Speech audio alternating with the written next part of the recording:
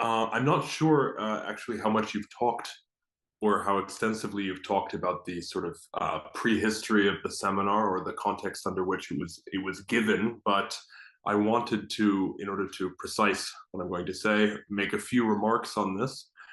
And I think without this, it's perhaps elusive why this lesson, and broadly speaking, the first 6 lessons of the seminar, so what you've read up until this point, why it is that it makes a statement. I mean, I would even say sort of crafts a manifesto. So I'll begin there.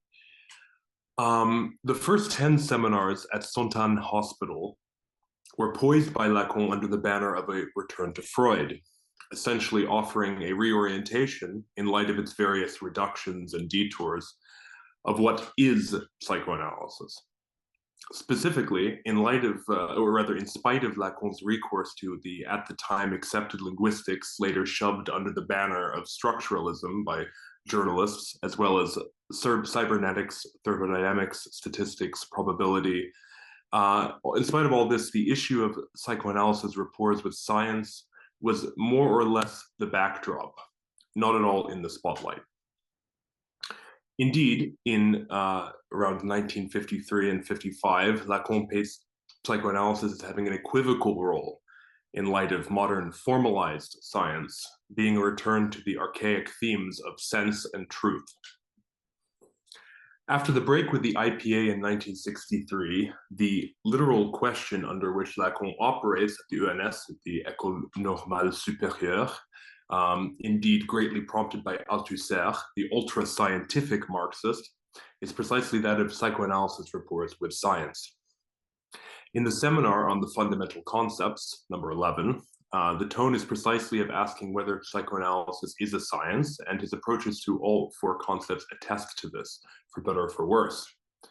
Specifically, these ENS years evince Lacan's peak formalism, let's say, codifying and rehearsing the, at that point, already synthetically presented formalizations, punctuated by his students' pseudo-Althusserian notation, let's say, of psychoanalysis. For example, as you may know, Jacques Miller with Frege.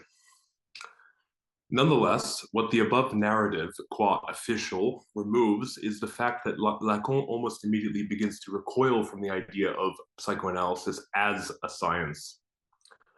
First, he does it with a revision of the question, which, according to him, should be rather of a science that includes psychoanalysis. This is already in the résumé of the seminar on the fundamental concepts, and later by denouncing science as foreclosing precisely truth, which I would consider an underrated argument from precisely the famous écrit Science and Truth.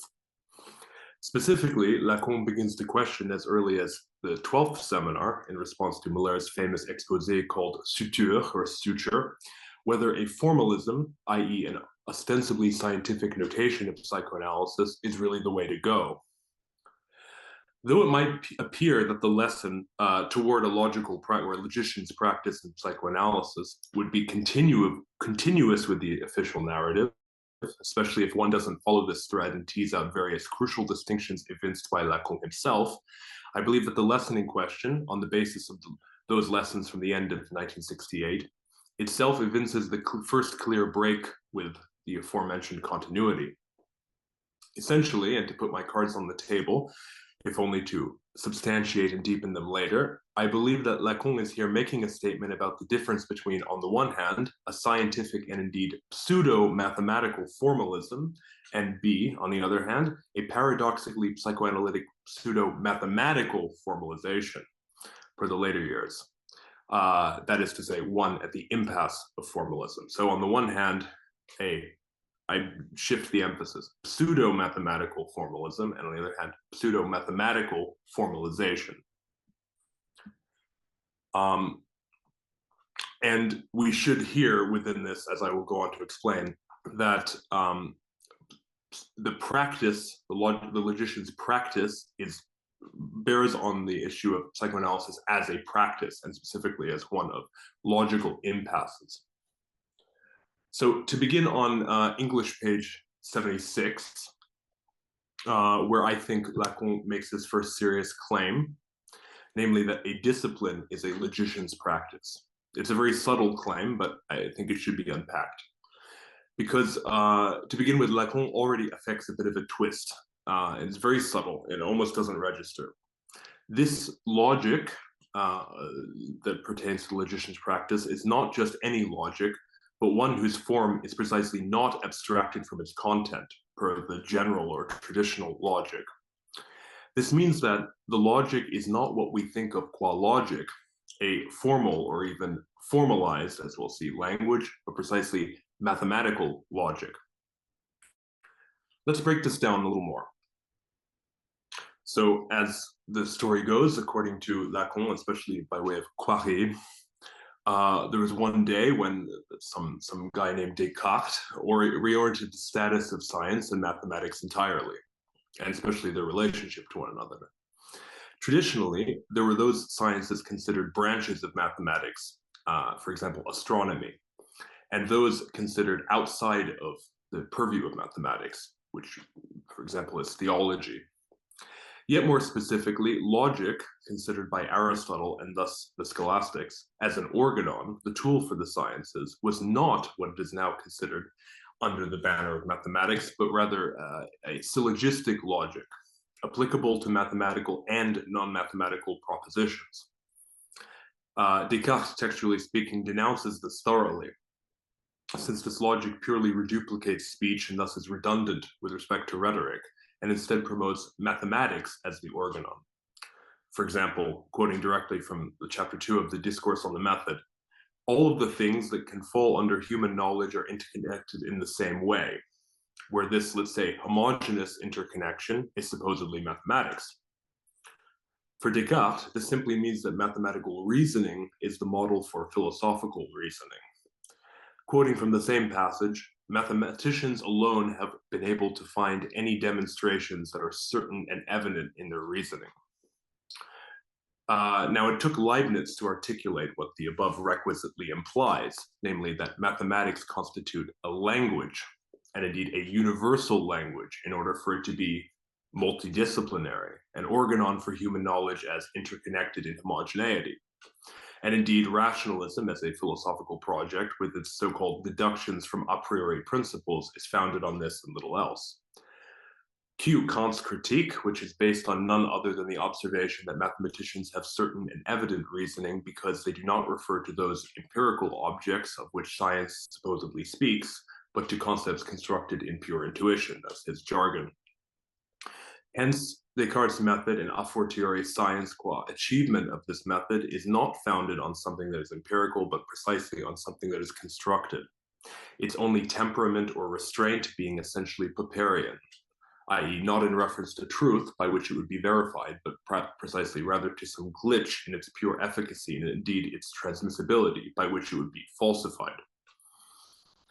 Aside from the fact that Lacan himself perhaps misleadingly bases his own excursions on Descartes, I entertain this digression because I feel that there is little other manner in which to situate both what Lacan says in the lesson in question and what Lacan offers, if this were all to go without saying. Lacan's move is beyond the formalism inherent to science's co-optation of mathematics, not mathematics, but science's co-optation of mathematics, and to something more truly mathematical, namely set theory. Yet, paradoxically, this something is less associated by the normal A-studied product of the university with mathematics than should be. Now, let's take the claim on page 76 that something happened that freed logic from the tradition of which it had been confined for centuries, and that the locus in which it now operates is the field of mathematics. This, for sure, is Descartes' step or even leap from mathematics as purely a battery of intuitive stuff, for example, arithmetic and geometry, to its status as the anchor of science's multidisciplinarity. Lacan himself claims, first in Seminar 9 and then in Seminar 11, the Four Fundamental Concepts seminar, that Descartes' theory of created eternal truths, namely that certain basic truths are arbitrary or accidental to the extent that God, answering to nobody, creates their necessity, that these are the underpinning of both Galilean science, as agnostic toward the question of why, and Cantorian mathematics, as axiomatic, i.e. such that truth is decided of an axiom, not presupposed. But what is not yet distinguished to clarity and distinctness, or at least only begins to get clear and distinct in this lesson, is precisely that these two ways of reading the created eternal truths, scientific, mathematical, are somewhat mutually exclusive or even contradictory.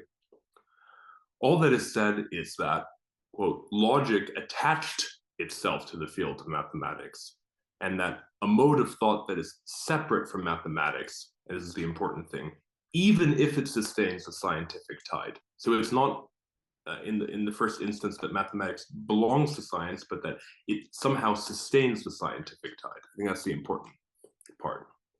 And specifically, mathematical logic is not in the continuous progress of science, by which one thing would come after another, but rather a recess, or at least in its most modern methodology. Thus, we should distinguish three levels of logic unfurled in three different eras. First of all, the Aristotelian logic of syllogism. Two, the scientific use of a pseudo-mathematical language. I'll explain this shortly in more depth, in service of a, to use Descartes' term, mathesis universalis. And three, the Cantorian logic of set theory. All of these three are distinct. Now, the difference between the first and the second is expressed by Lacan saying that form is not formalism, i.e. form cuts form or has a function as a cut. Those are on pages 77 and 78, respectively. Just in the same way that the subject cuts sense. But the difference between the second and the third is only germinally here. That is the difference between the scientific use of a pseudo-mathematical language and Cantorian logic of set theory. That it's only germinally expressed here and articulated only a few years later as the difference between formalism with its pseudo-mathematical language and formalization with its famously mathem or matheme.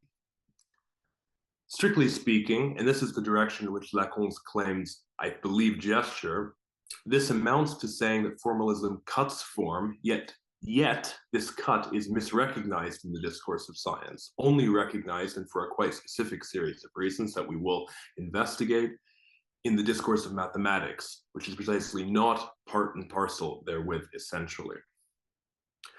So let's continue to unpack this thoroughly and through Lacan's quite programmatic claims, I think, on pages 72 through 82. 78 through 82.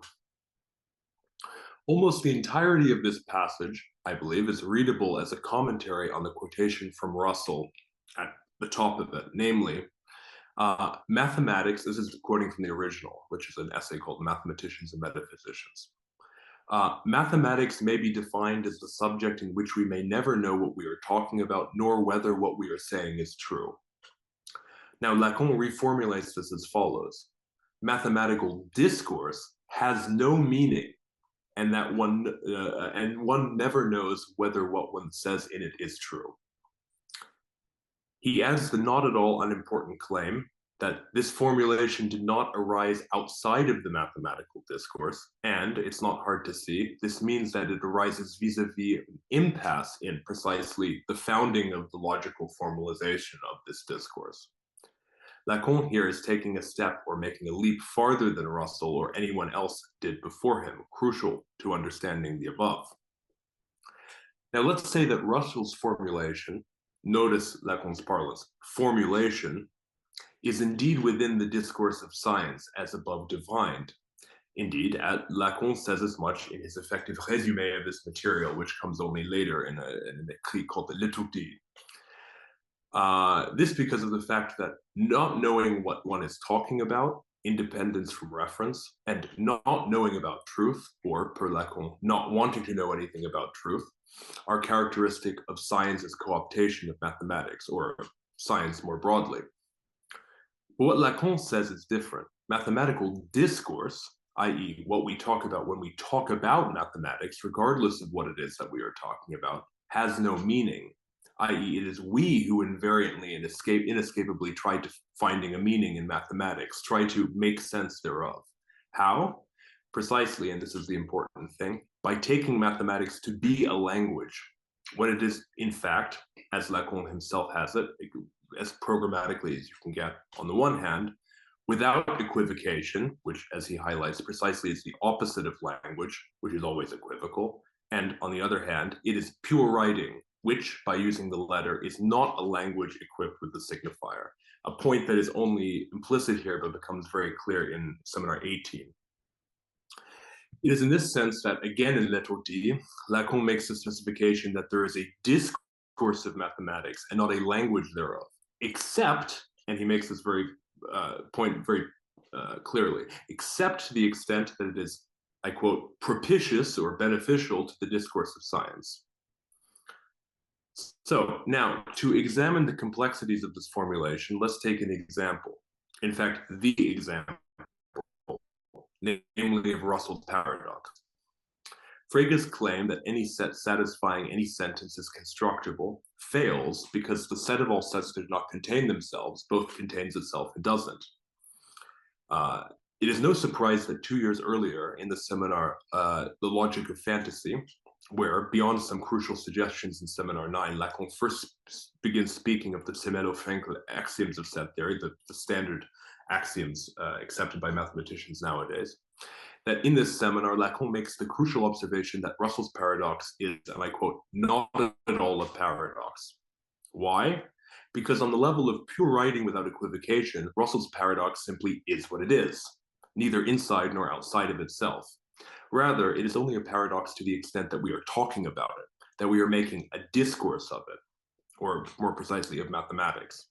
And thus it is purely in the glitch in the attempt to fashion a mathematical language in the discourse of science. It is not a glitch in mathematics itself, only a glitch in the attempt to fashion a mathematical language in the discourse of science. So we'll return to the issue of Russell's paradox, which is a crucial feature of Seminars 9, 12, 14, all above mentioned, and not without some reason. In any case, Lacan basically says as much in the following way. Mathematics is, or perhaps better, would be pure writing, thus without equivocation, thus, and this is the important thing, without a subject. If it weren't for the fact that there's a mathematician, or yet more precisely, if not for the fact that we are human animals, qua speaking beings after all, afflicted by language and thus the unconscious. Indeed, again to refer to Lettre D, is called what would be the science without consciousness, and thus is not about form. Form would be a matter of consciousness here, but only to the extent that it is rendered the science without consciousness. So mathematics would be the science without consciousness, but only to the extent that it's rendered the science without consciousness. To say that in mathematics there is nonetheless a mathematician is precisely to say that there is not just mathematical writing, but also mathematical discourse, which can only try to make sense of what it says. Or, using the example from the lesson, mathematics would be a Quinean ob language, eliding the ject in common with the subject, without interpretation, or even a meta-language, were it not that Quine or Russell or Cantor is actually talking about it. This, I believe, is why Lacan ultimately takes it upon himself to reject the term formal language, which I assume to be the same as that of formalism, and effectively is what I have called by the name of mathematical language, namely that the subject qua form of the cut is precisely what is rejected by formal language or formalism or mathematical language in the same breath as it is constituted by it. Thus, the true paradox is that precisely in the very impassive sense created by the attempt to fashion a mathematical language, there is something that is transmitted. This is crucial. That it's not a pure impasse whereby mathematical language doesn't work, but in the inability to fashion a mathematical language, there is something that is transmitted. This will later Lacan will call mathème. On the level of pure writing without equivocation, specifically, again to use an example from the lesson, Gödel's theorem is what it is, but to the extent that it is registered in the discourse of mathematics as a theorem of limitation, those are Lacan's characterizations, a theorem of limitation, not mental but precisely linguistic. This is the sense in which it is surprising.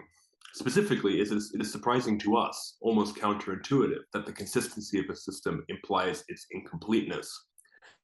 This doesn't go without saying, precisely to the extent that it is appended to mathematics itself, by virtue of having been already separated. Hence, literally, the limit of language to read writing, to rectify a formalism, to be purely mathematical. All of the above is transmitted by Gödel's theorem.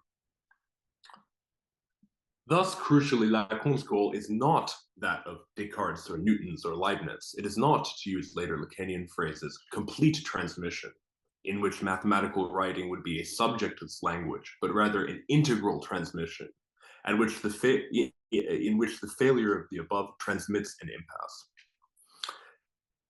And thus, it is in the mathematical discourse, and not in the scientific one, or yet more specifically in the practice of mathematical logic, that, quote, this is from page 81, we find the exact residue in which the presence of the subject is designated. How? In the sense that under the condition at minimum of language, quote, mathematical discourse cannot account for itself, i.e., it cannot coincide with its very own content. Yet, it is precisely to this extent that, on the one hand, mathematicians have still some purpose, a role to play, and on the other hand, that something is lacking in the mathematical discourse to the extent that we talk about mathematics, and thus the mathematician's desire comes into play. This would all hold for scientific discourse, if not for the fact, precisely, that the cut, hence reflexively the subject on which psychoanalysis operates, is based clearly on the very stuff of mathematical discourse. That's page 82.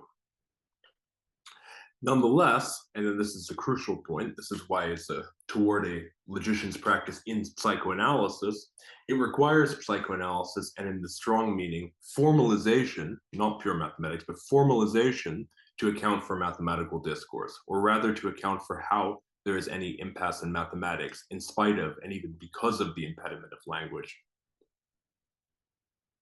Now, this might all sound like my general considerations on the so-called logician's practice in psychoanalysis, but actually all this harbors a quite brutal concretion in the specifics of how Lacan formalizes the unconscious. And indeed, Seminar 16 is the farthest he gets in this direction before realizing that formalization is a matter of a true impasse. If one goes all the way back to, for example, Seminar 9, it is patent that Lacan first evokes Russell's paradox not without some reason. Specifically, a signifier in its pure state, qua letter, is there defined as a set in the extended Bourbachian meaning of a count, of pure multiplicity, of stuff in the real. And specifically, a set that is founded on the void set, qua itself pure state of the letter. For example, that is to say, there is some subset in that set in which it has no elements in common. Nonetheless, there is the actually existing set of all those sets, i.e. the Russell set that creates Russell's paradox. What is this actually existing set? Precisely language, the synchronic dimension of language. Without walking through all of the analytic motions and synthetic presentations of the passages in question, let it suffice to say that Russell's paradox is not a paradox in accordance with a second interpretation, which is the one above. There is a Russell set, namely language, and, I'll go further, the point at which the Russell set is resolved through a not metalinguistic, but to use Lacan's word from the previous lesson, paramathematical cut, precisely, is the self-referential I as signifying the subject to the other signifiers. Thenceforth, no writing is pure. There is a subject, and thus mathematics is not a language, but rather filtered by virtue of it, unavoidably, though at some points, such as here, excessive in relation to it. That is to say, exactly at the point of the affirmation of a real existing Russell set. Seminar 16 presents, let's say, a limit of formalism, which is resolved through precisely formalization. And I think this begins with Seminar 17 and arguably remains incomplete at the time of Lacan's death. All in all, the same passage of L'Étoile puts it very well by reprising the Russell reference. The mathematician has the same, I'm quoting, the mathematician has the same embarrassment with his language as we do with the unconscious by translating it with the following thought. He doesn't know of what he speaks, were this even to assure it true. What I take this to mean is very simple. The unconscious would be pure writing, it would be set theoretical, and thus it would simply be, let's put it bluntly, non-conscious, were it not oriented in discourse, again another quote, namely oriented in analysis. That is to say, were it not talking about itself, thereby implying that logic cannot subsist as form abstracted from all content. So, just to leave this as a liaison with the discussion of Pascal, the entire issue, as I see it, of this lesson is not simply just a logician's practice in psychoanalysis, and practice in the strong sense, because this impasse is practice, but precisely that point at which it's practice is that point at which a non-mathematic or a mathematically unusable entity, namely Russell's set, is affirmed, already existing in human animals qua speaking beings, namely as the in the first instance set of all signifiers that do not contain themselves, that is to say the synchrony of language, and also as a resolution to that, the extraction of a pure signifier which would be purely self-referential, namely an I, or an I that is, as in I am what I is. So with that, I'll close because I have a little more, but I think that it's already, it feels like it's enough. So thank you. Excellent, Paris. Thank you so much. I thought I would, if it's okay, share my screen and perform a quick exercise on figure 6.2, the partial graph of desire. We've worked through this already, and when Lacan raises it on page 83 in the text, he's describing the enunciation and the enunciated in the basic configuration of the graph of desire.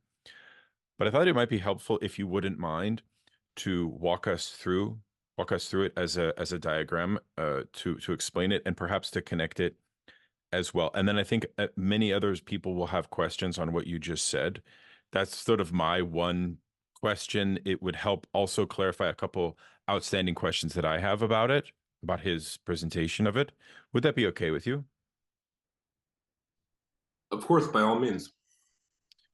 And now, while I bring it up, someone else can feel free to ask maybe like one question, and you can use either stack or you can raise hands as well. But if not, I will just happily bring it up here. Give me one sec. Okay.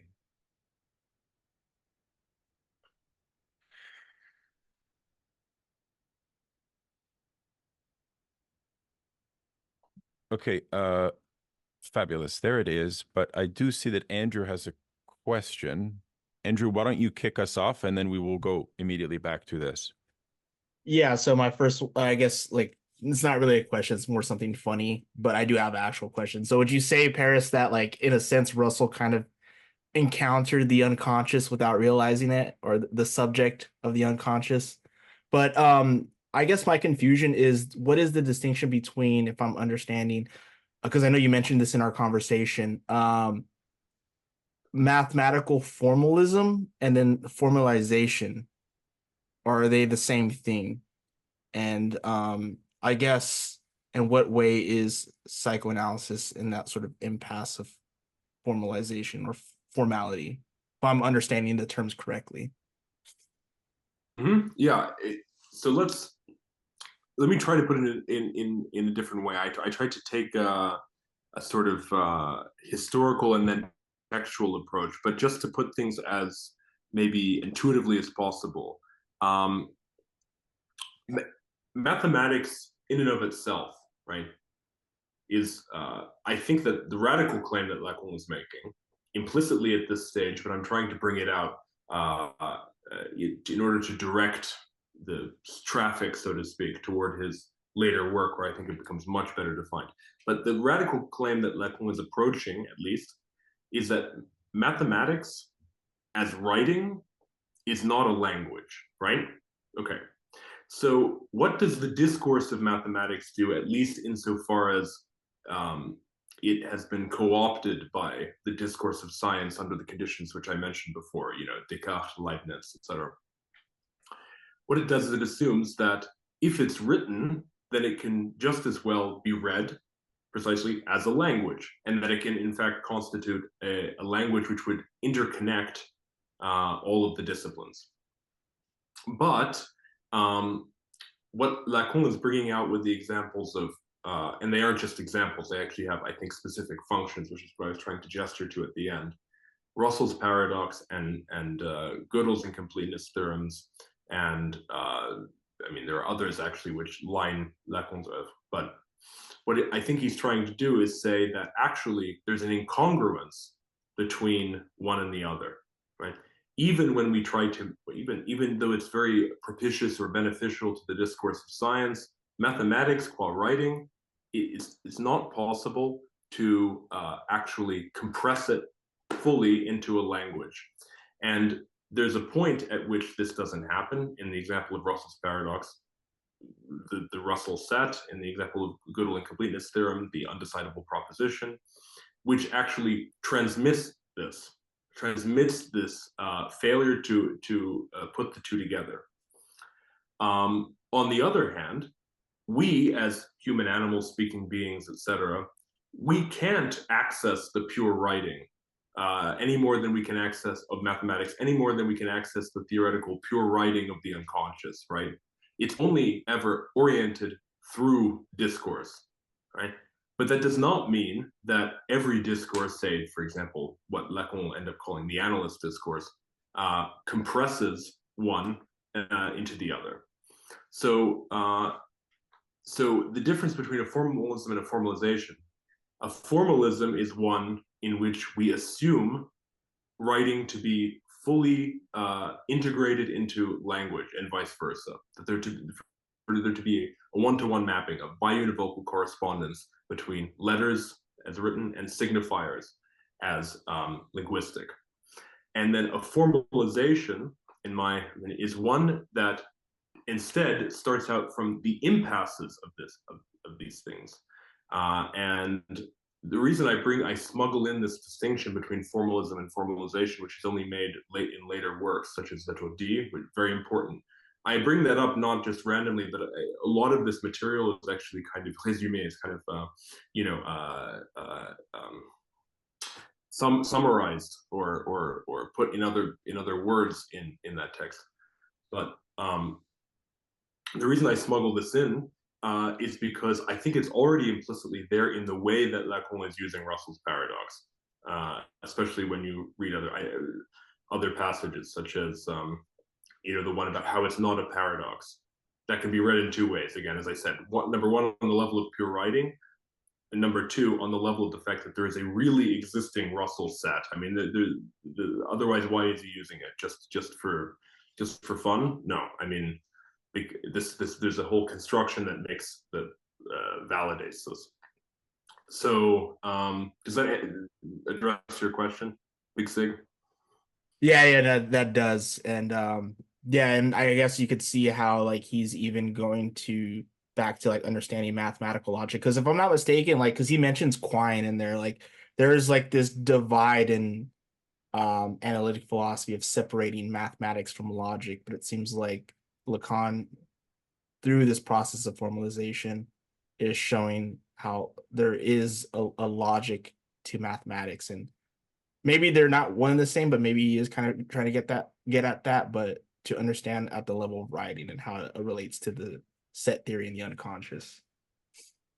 I think it might be one of the previous lessons where he says that, as I remember from the French, he says that logic is mathematical logic. Logic tout court is mathematical logic. And it's a very programmatic statement. And mathematical logic here means, I mean, it can mean several things even in the modern sense, but it means set theory. I mean, because at a certain point in time, I mean, this is a longer conversation, but it was realized that set theory would be the best foundation for all mathematics. Now there's a kind of contemporaneous dispute about whether it's that or category theory, but anyway, I mean, that's a whole other story. At the time, yes. So, okay. Hope that addressed most of your concerns. So I do want to get to the graph of desire, although when Lacan makes this pivot, it is a recapitulation of the prior lesson. I have a couple questions for you, Paris, and this is a very rich presentation. I'm excited to re-listen to it. tomorrow and probably again for a third time in the near future. And then to reread which Lettre D, which has been a while.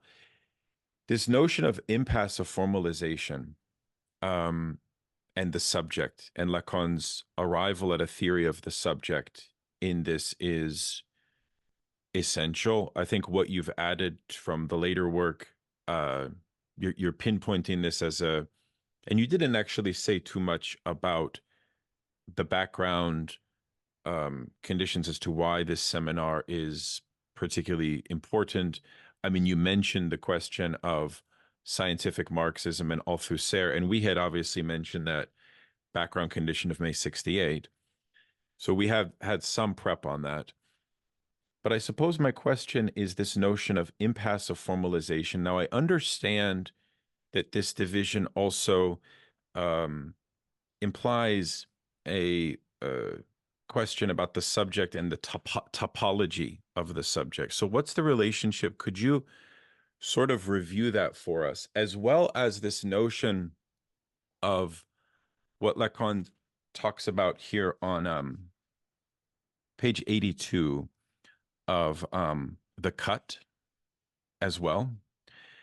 So help me get a better grasp on this notion of impasse of formalization, how this links into Lacan's theory of the subject. And of course, it must be noted also that Alain Badiou takes this compact formula of impasse of formalization as very, very central to being an event, for those of you that have read Badiou. So can you help elucidate this a little bit more? Yeah, so to try to address the points in order, I had a final section which tried to actually retrieve some of the material in the second lesson, which is also, I think, an extremely important lesson in the seminar, in light of what I had laid out.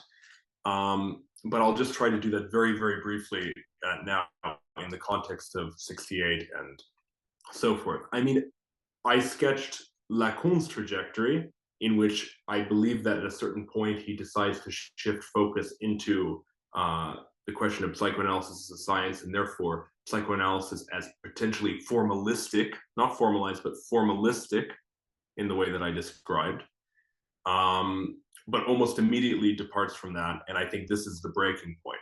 Now, you could ask in a larger sense, and I don't think it's a bad question, I think it actually is the right question, why is it that there's a Lacan shifts gears at this point? I mean, it has everything to do with May 68, in my opinion.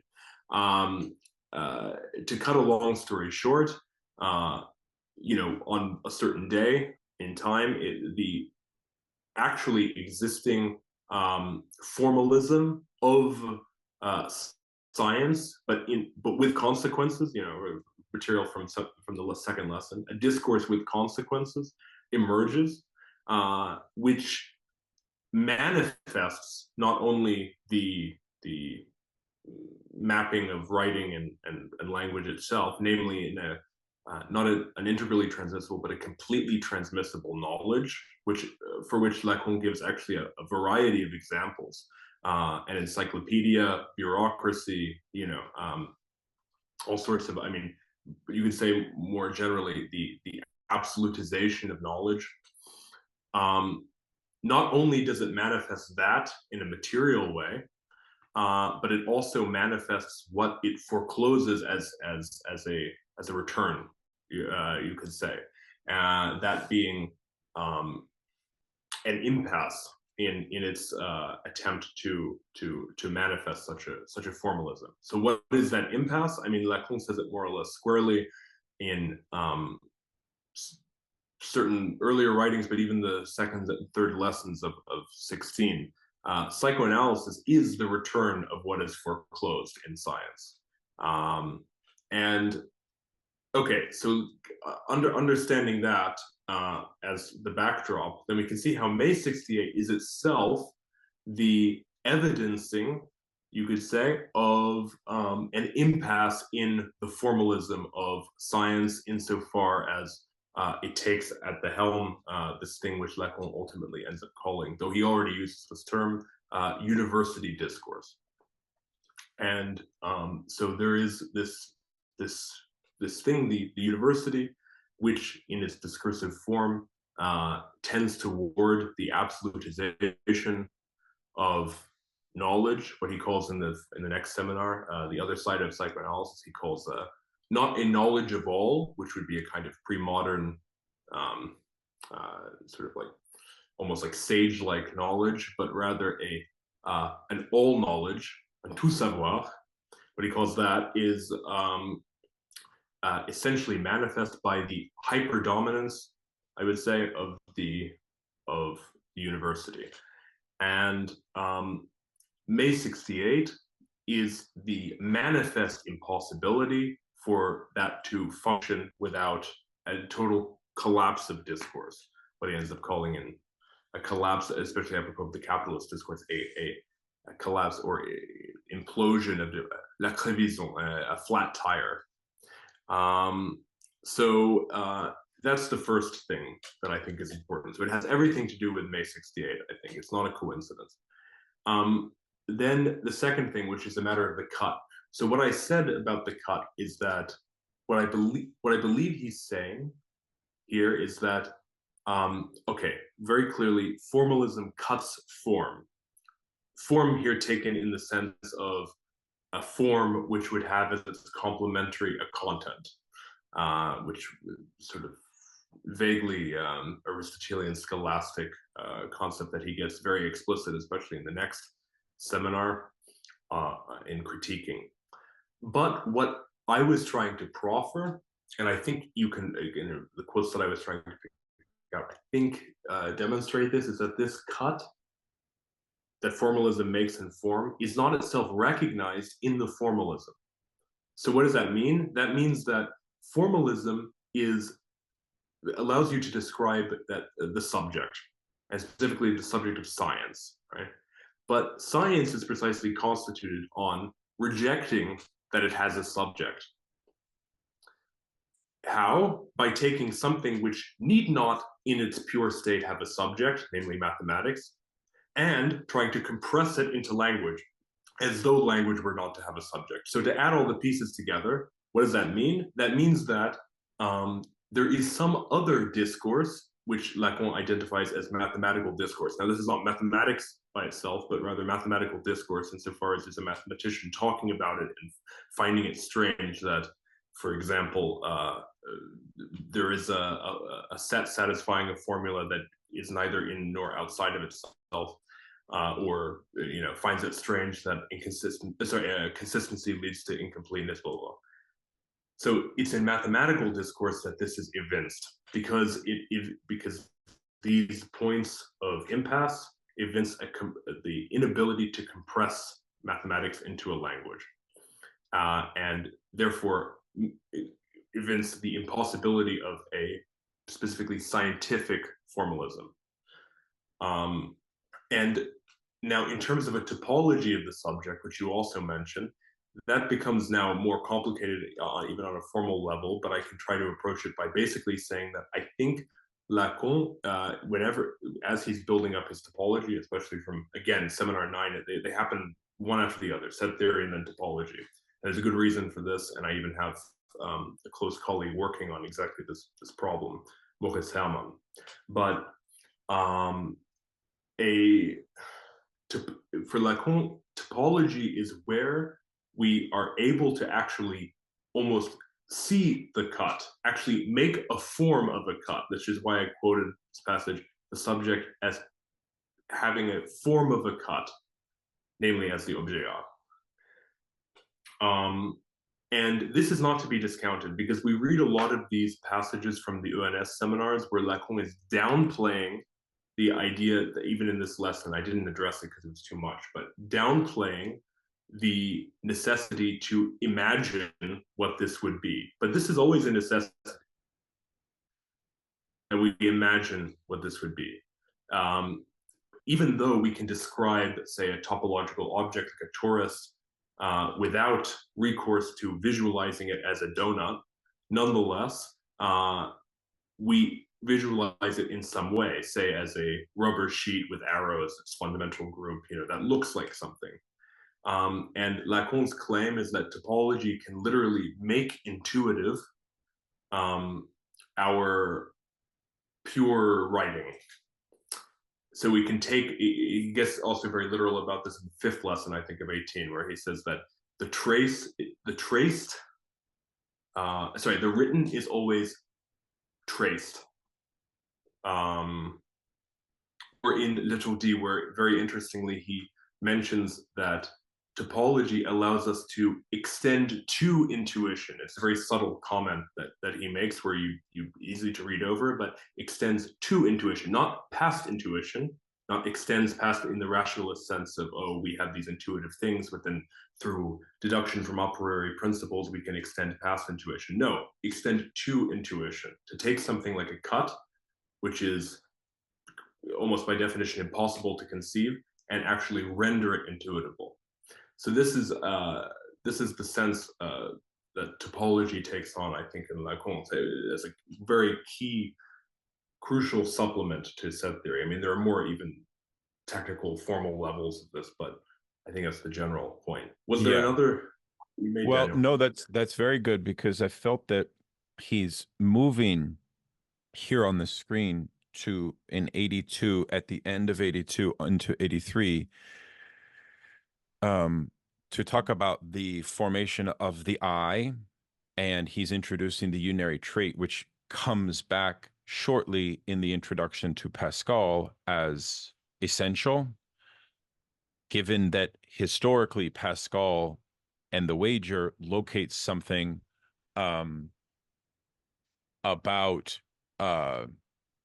well, the historical emergence of the objet A, and it's not merely that Pascal is an intellectual or a scientist who came up, or a philosopher that came up with this idea. There's, as you said before, sort of like concrete historical preconditions for this relationship to knowledge to take place, which, by the way, I don't think you mentioned, involves Marx, because it has everything to do with what Lacan calls the absolutization of the market, right? And that's actually where Marx, as the inventor of the symptom, comes into the picture. So I wonder if you wanted to say something about that, and then I want to turn to Chris. But eventually, I also want to make a pivot, if we could, given that your remarks really were not talking about the construction of what Lacan is calling the I in the graph of desire. I think it might be useful for us to focus on that. But yeah, I think your points are very well taken. As much as I can grasp them, given their insane complexity for me personally. So if you have anything to say briefly to that, but then if not, then we'll go immediately to Chris. Mm-hmm. Yeah, I mean, I didn't mention Marx because I think it's not uncontroversial how the two things fit together. But the key claim, in my opinion, again from the second lesson, is that historical materialism conforms to structural conditions. I don't know, which is to say that basically we have to have an adequate rendering, formalized in the sense that I was describing, right? Not formalistic, but formalized rendering of structure in order to account for certain, let's say, material incidents of structure in history. And that specific means, if it's formalized and not a formalist, that we have to have an adequate rendering of how structure itself converges toward impossibility precisely as a material incidence in history. And this is very, if we unpack this more and more, we can see how there's a literal link to it. So what is the structural, or the material incidence of structure in history to which Lacan is constantly referring? It is the emergence, as I was mentioning, simultaneously, or rather coextensively, of, on the one hand, an actually existing formalism, an actually existing self-subsistent structure, autonomous knowledge, all knowledge, complete transmission, Knowledge in the real, also an important phrase from slightly later Lacan, right? In the form of, say, an encyclopedia, bureaucracy, the internet, you know, and something that does not require any head and actually bars any head from having it all. So the simultaneous emergence of that as a material, and on the other hand, precisely what it forecloses in return. So namely, I mean, truth, and specifically a subject which would be distinguished from the I, and perhaps we can make this even clearer through these. So just to come back to Marx, yeah, I believe that my position is that he is trying to account for not only the absolutization of the market in this way, but more specifically the absolutization of the market of knowledge, which is correlated. So you could say that the two things that I mentioned before, the material existence of and all knowledge, that is the market of knowledge, which has as its necessary coextensive consequence the strike of truth, right?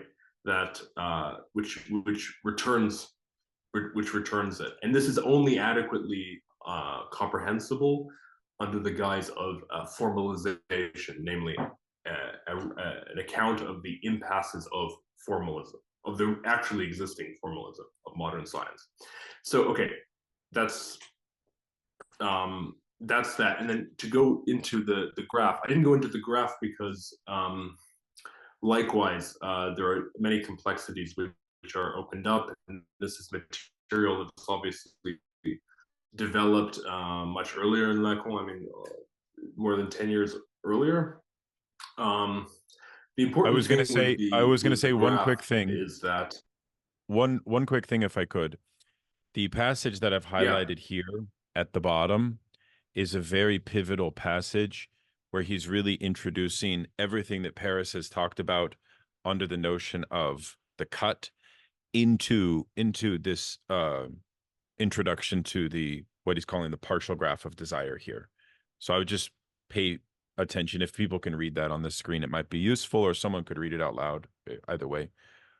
I know that Chris has a question as well, but go ahead. Well, it depends what order you want to do things. I mean, I was going to address this passage since you opened it up. I mean, let me try to make it as connect the dots as quickly as possible. Please. So basically, the whole theory would then, and there's a section which I cut out because I was looking at the clock, but the whole theory here would be how to connect two senses in which, actually I just talked about this the other day with the vanishing mediators, the two senses of structure as the real, right? And he gives two senses. It's very easy to, even if you're well read in Lacan, it's very easy to take only one sense because only one sense sticks out. One sense is that it converges toward impossibility. I've already mentioned that as under the guise of the material incidence of structure in history. The second sense is that it aims toward the cause of discourse itself. It's the very next line. Those are two actually distinct, or at least necessarily distinguished and then reconcilable registers. So what is the convergence toward impossibility? The fact that in structure, there's a certain cut, which makes it impossible which makes it possible for it, qua impossible, to subsist. Okay, so basically, in the strict formalization that Lacan gives, it means that there's a really existing Russell set, which requires a cut in the form of the form of the subject, or under the guise of the subject, in order to resolve it. And this, he talks about it explicitly in the third lesson as primal repression. That it's the cut of the resolution of the Russell set into S and A that constitutes primal repression, and therefore the subject. On the other hand, the cause of discourse itself is the fact that somewhere there is the function of the one, he calls it here. Yes, the function of the one. Yes. Or the case in seminar 9, it will come up later in the seminar, in this seminar, as der einzige Zug, or le trait unaire, the unary trait or the single stroke, isolated from Freud, which I consider to be the building block of Lacanian ontology. I mean, deeply, deeply, deeply underplayed in renderings of Lacan. And this simply means that there is a count, as I've said, and as I said just toward the end of my presentation, that there is a set, that there is a set at all, that there's a set, a trait, a count, which ultimately will be formed as a letter. And that this dimension of the letter has to be kept distinct from the signifier. Now, this is very complex territory, and I don't want to make it a long-winded answer. But the reason I bring up these two things is because both of these things come into play when we consider Russell's paradox. On the one hand, as I said, there is a cut that's necessary in order to resolve it. On the other hand, this cut, right, is precisely the definition of a set, namely a count or a trait, right? And therefore, the two converge, even though they diverged before, converge in this function. And this function is that precisely of the I, of a self-referential function, which itself is awkward or impossible to square or to circle or whatever you want to say. I mean, and it has to be done on the level of formalization, not on the level of formalism. And indeed, the graph constitutes a level of formalization. So, yeah, because in a certain way, this figure 5.2 is a little more accessible into what Lacan is trying to demonstrate apropos this split in the form of the I as enunciated and as enunciation, which will come into a deeper division between the subject of jouissance and the subject not of jouissance. And then, of course, that very cute point that he makes, which is that the speech strike of the 68 students was falsely too much under jouissance, and that led to its own impasses, right? Yeah. So that, I don't know how you want to come at this, Paris, but perhaps we could say a few things. I'll just go back to it since it's, since we're on it. Yeah. Here I must remind you what lies between the two lines, those of enunciation and the enunciated, in the graph constructed to respond to the constitutive questioning of analysis.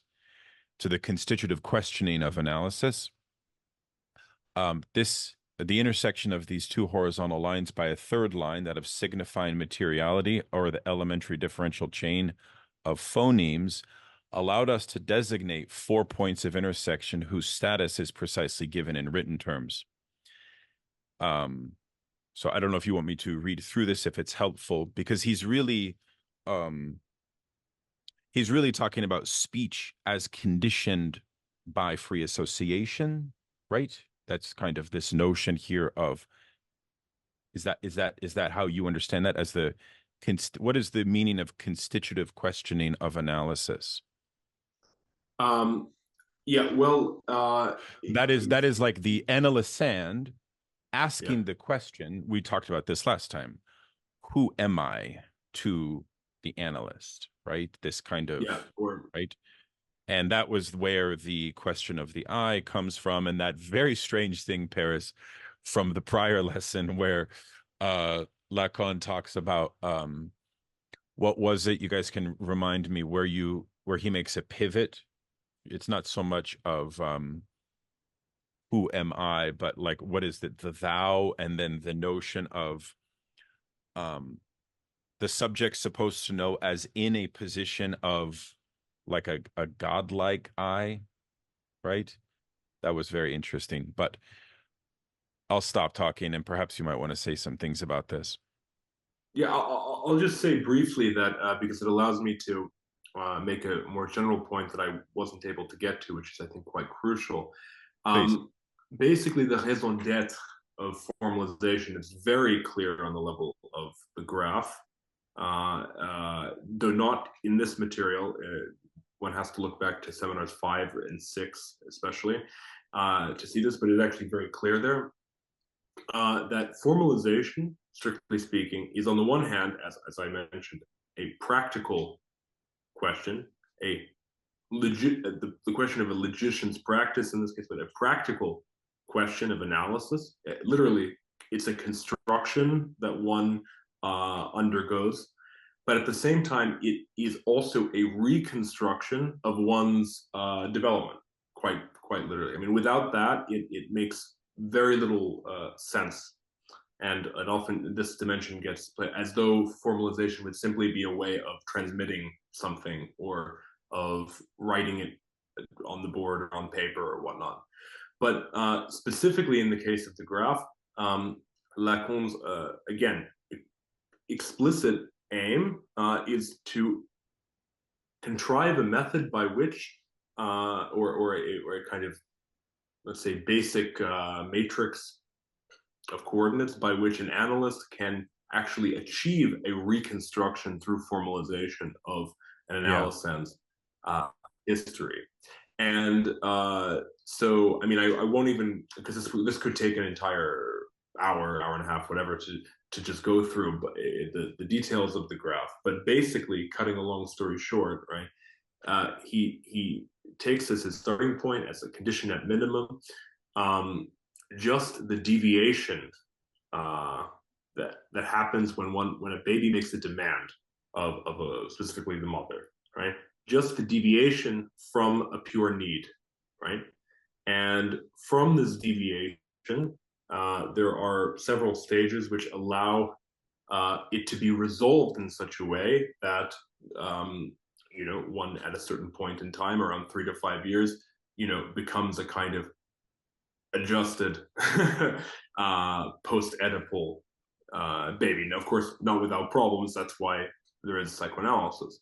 But so all of these things have to be in the back of one's mind, at least, tied to that fact that it's a reconstruction, the minimal coordinates of a reconstruction of ontogenesis. But specifically, that means that the resolution, I mean, this goes back even to the mirror stage, écrit and so forth, is the formation of a jeu social, or a social I, right? Which resolves the, say, what's called transitivity by the psychoanalyst Charlotte Bühler. The transitivity of two children. So, for example, I hit another child, and the child thinks, that I think, oh, that child hit me, right? And I say that, François m'a battu, François hit me. It's the example that he uses. And so this is an unstable I, literally. I mean, you can think of it heuristically. I think it can be mapped better, but you can think of it heuristically. It's precisely the question, am I or am I not in the set, the other, to whom I'm making demands and so forth. And eventually that gets resolved by the extraction through primal repression. So these things end up linking up, but all of these nodes on the graph and so forth are very strenuously and rigorously constructed in order to do that. It's not that perhaps one can always critique this or that or the other by going through the text of seminar 5 and 6, but that's the important thing, I think. So the I is a function which resolves a logical impasse. That's helpful. I was wondering, Paris, if you might speak for those of us who struggle with the graph of desire. I mean, you're right that one interesting consequence of Lacan invoking the graph of desire is precisely its multi-layered dimension. And he does do a decent job, probably because there's a fair amount of students that are not psychoanalysts in this seminar, because it's after 68 I mean, you can tell that he's trying to give people a basic idea of it. So he starts, for example, in quite elementary level description of it. But it's also difficult if you're not familiar with the mirror stage. I agree with you on that point. But I also think that from from the other to the other, the title of this seminar, it does make sense. Although once we get up to, because I followed everything you said up to this point, barred, subject, losange, demand, but then subject, barred. So this is interesting because one of the things that he's saying there about the management of an analysand's process in psychoanalysis that we struggled with last time, that you might be able to help us with, is how might we understand the inconsistency of the large A, right? Mm-hmm. Because he references in the last lesson this as being related to subject supposed to know.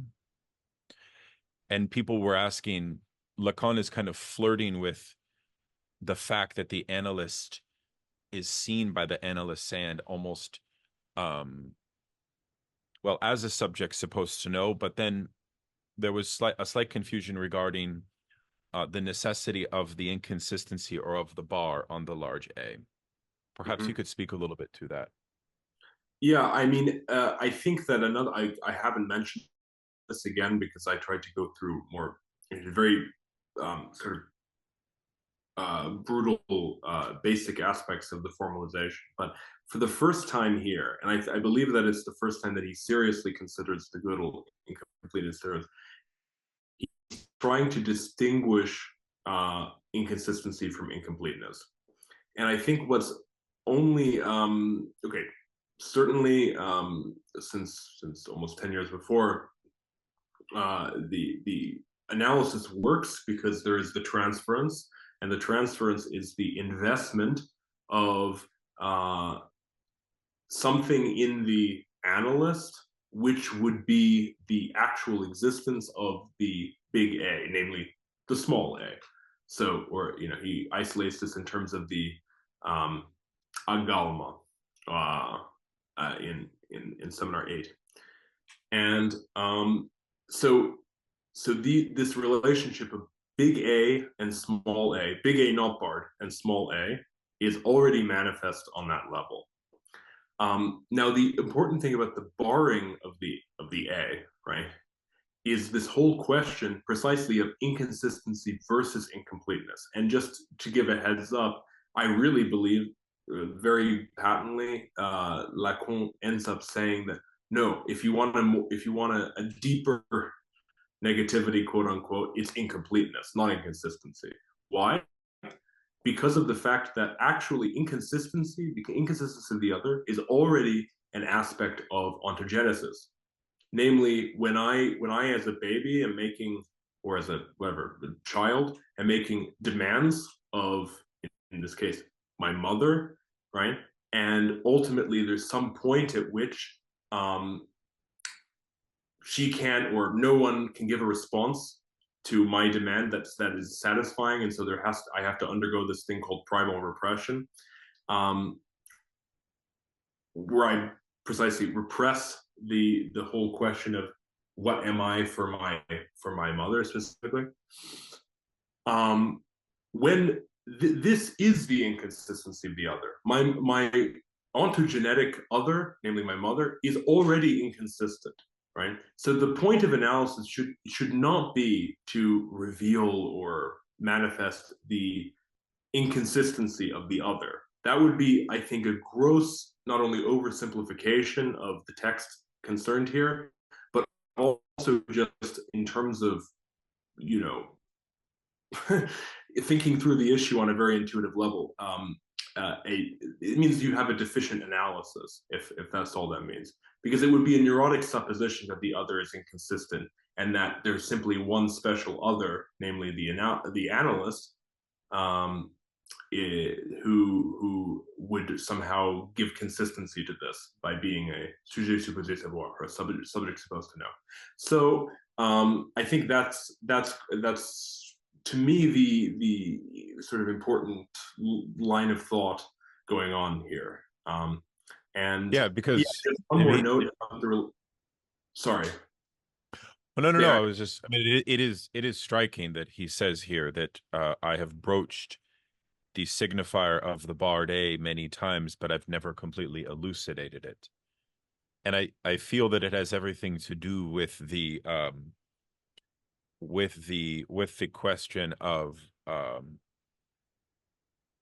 faith and of belief, and that distinction that will be drawn out shortly, and religion and so on, right? And so there's that hovering in the background aside from these clinical applications that you're describing. Yeah, I mean, perhaps to broad. I mean, I just wanted to be very concrete with this, with a clinical meaning here, because it's often easy for philosophical Lacanians, political Lacanians alike to forget this dimension. But this is what it's oriented toward, and not without reason. I mean, that's a longer conversation. But yeah, I would say that Lacan, I mean, Lacan, when he writes these things on the board, he doesn't always, you know, arrive, especially in the seminar, right, arrive at the final ultimate judgment on all things. But I think that there's a shift here toward considering the barred other not as simply an inconsistency, right? As in, the signifier of the barred other is that thing which signals, literally, flashes a sign of the inconsistency of the other, but rather as precisely the incompleteness of the other. The fact that there is a hole in the other, and one which the little other, for example, no little other can supplete. And this goes back. This goes back to the metaphor, famously, of the pots with holes, as exactly. as the recurring motif, which I really focus on the one reference to the myth of the Danaids. You may remember this. Function and field. You remember that? Yeah. Which is such a beautiful point. But I'll stop and we'll go to Chris and then to Andrew. Sorry, Chris, it's taken so long. Sorry. No, not at all. It's been a really good conversation and your presentation was excellent. What I wanted to maybe ask or discuss, the question as you were phrasing it, it's this question of mathematics and formalization, and that at a certain point, it leads to the questions of meaning. So if in what I thought was in the realm of analytic philosophy, or at least the study of logic, you go from things like syllogisms to studying the formalism of the structure of the argument, or say a truth table, where it's just a series of, you know, true or false for propositions. Then it goes to the question that Lacan indicates of metalanguage, where you're effectively asking the big other questions. What does this mean? What does it mean to say snow is white? Is it true that snow is white if and only if snow is white? Where you're referring to language, using language, and that's kind of where he indicates at the end of the chapter, where it's the God of philosophers that fails on language. And in this case, it's a question of the analytic philosophy trying to formalize meaning and sense. But then this also goes to a question for Lacan on the famous unconscious is structured like a language, but it's not. The unconscious is a language, meaning it has meaning and it has to be deciphered. It's structured like a language, which for Lacan is the combinatorial factor of language. The formalisms he gives in the Perline Poe, for example, of the plus minus, and just the repetition of chains of signification. And so I was curious if you feel that way about the way he goes with logic as opposed to, say, mathematics, where he's critiquing metalanguage, going to the end of the chapter where I think it's worth pointing to. If I don't mind, I'll read the bottom of page 84 and 85. He says, there is, on the one hand, the field in which the other, capital O, which was for a long time that of the philosophers, could in some sense, through some imagination, answer for truth. Yet, this is ruled out by the mere examination of the functions of language, by which I mean that we know how to bring in the cut as a function that replies no to the God of the philosophers. So I was just curious what your thoughts might be on that. I know it's one of those Yeah, questions yeah. that's really me talking, and then I ask you, what do you think? And it's not a No, question. no, no, no. I think there were. Yeah, no. I mean the key point about.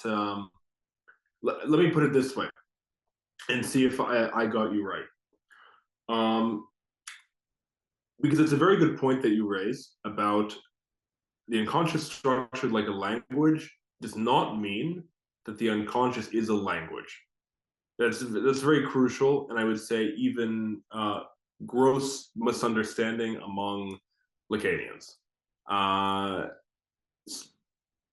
However, I would go even further, and this is substantiated again by texts like Little D and so forth, where he starts to turn against his own cliches and say that actually, if there is some kind of, you could say mapping. I mean, he makes this very explicit. If there's some kind of mapping, what is the unconscious with respect to all of these other things, language, writing, method. He says, as I quoted earlier in his reprisal of the Russell quote, the unconscious would be pure writing, right?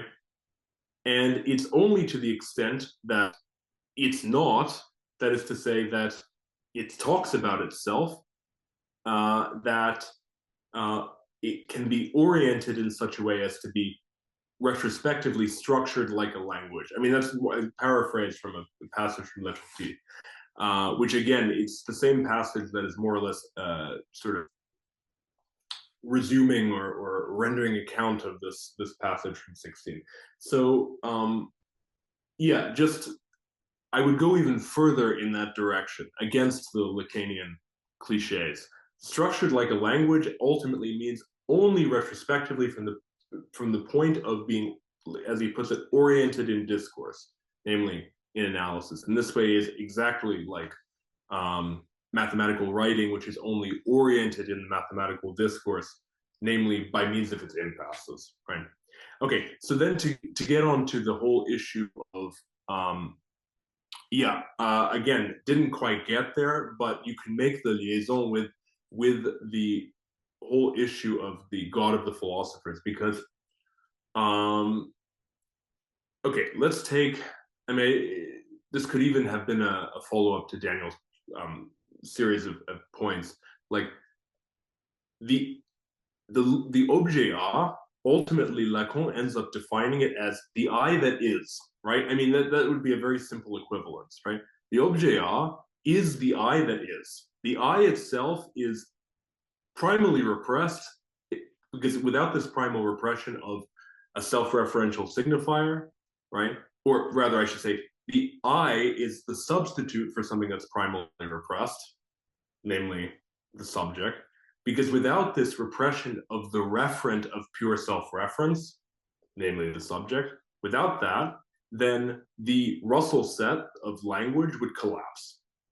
Okay, so if, however, there's a result of this operation, and Lacan will go into it very much in detail with the Pascal's wager. The result of this operation is that there is an I that is. I mean, it sounds stupid to say, and that is objet A, right? So whenever we go into analysis, for example, we orient the unconscious literally in terms of the I that is, namely in terms of objet A, right? And construct everything around that. More broadly, right? If it weren't for this objet A, if it weren't for the fact that, I mean, you could even put it in the most general sense, in my visual field as a point of gaze, or if it weren't for the fact that I have some bouchon or some stopper, it's the constant metaphor in Lacan, some kind of bottle stopper to act as the form that I take in the exterior world, then it would all go without saying, I wouldn't even bother, etc. Right? So this I that is a crucial function, and in this sense, it is the shift from an I that is, namely the Judaic God, to the God of the philosophers, which, like the Descartes God, I mean, quite literally for Pascal, Descartes God, whom I mentioned before as being the guarantor of the created eternal truth, right? It's in this shift that actually instead of simply a sort of, you could say, metastable structure in which we always are investing in an objet, we go to not investing that. There being actually an increasingly subjectless discourse, which is precisely that of science. And so in this sense, I think we can say that, again, contra the kind of implicit Lacanian rationalism in much of his reception nowadays, which is based on his references to Descartes, psychoanalysis is not simply part and parcel with the Cartesian project, but rather is literally itself stopped like a bottle by Pascal. And so in this way, it's much more complex a scenario than I think it's often presented. But it's through this seminar that I think those threads are tied up. So what else? What was there something else that I'm missing? I'm sure there is, but. Just briefly, I suppose it's the question of analytic philosophy. So earlier in the your original point. Yeah. Earlier in the seminar, Lacan will make the statement that enunciation becomes a demand by virtue of the structure of the other. And so the question becomes, when analytic philosophy is trying to sort of, as you were saying, compress language into mathematics, or however you phrased it, the question then becomes, is analytic philosophy just simply trying to formalize meaning sense in that regards, and making such enunciations like the present King of France is bald? When does that fail to make a demand as an enunciation? So are they just trying to do language without a subject, and that's where they sort of fall apart when it has to deviate into meta language? Yeah, I mean, I should be clear. I think that there's an asymmetry in terms of the excess involved, right? So there's an excess of writing over language, or more specifically, there's an excess of the letter over the signifier, which would mean that there is, in the inability to compress mathematics into a language, the point is not so much that language is being reduced to mathematics, but that mathematics is being, or the attempt is to reduce it to a language, and the impasse therein is a mathematical impasse, hence, or perhaps more precisely, a mathematical impasse. So my point is precisely contra the kind of, let's say, poetic Lacanians who would consider language to somehow be in excess of mathematics, blah, blah, blah. No, mathematics is in excess in a specific way with regards to a specific impasse. So I just want to make that super clear. But the critique of analytic philosophy, I mean, it depends on which, to be honest with you, because some of it is, I think, I mean, I was even joking with, because I think that Lacanian should take Lacan's references to analytic philosophy more seriously, including Bertrand Russell and especially Quine. You know, I have this kind of running list with Lorenzo Chiesa of like must-read analytic philosophy for Lacanians, and Quine is definitely on there. Yeah, I think that the perhaps the universally misplaced pretension, and of course he's always making fun of the meaning of meaning and so forth, right? Is that let's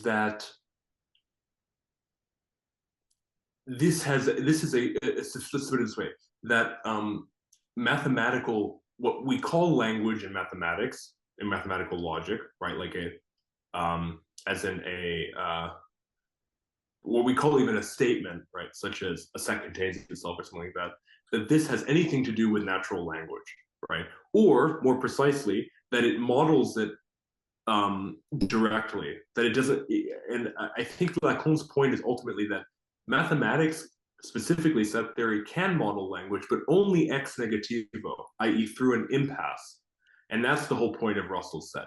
So that's a kind of crucial element that, again, I didn't go into because it's too much. But the basic critique is that some kind of mathematics or mathematical logic would be able to model language directly, right? That's the false assumption of perhaps all of these people, however intelligent. Russell, Quine, Wittgenstein, he goes on to deal with in the next seminar, for example.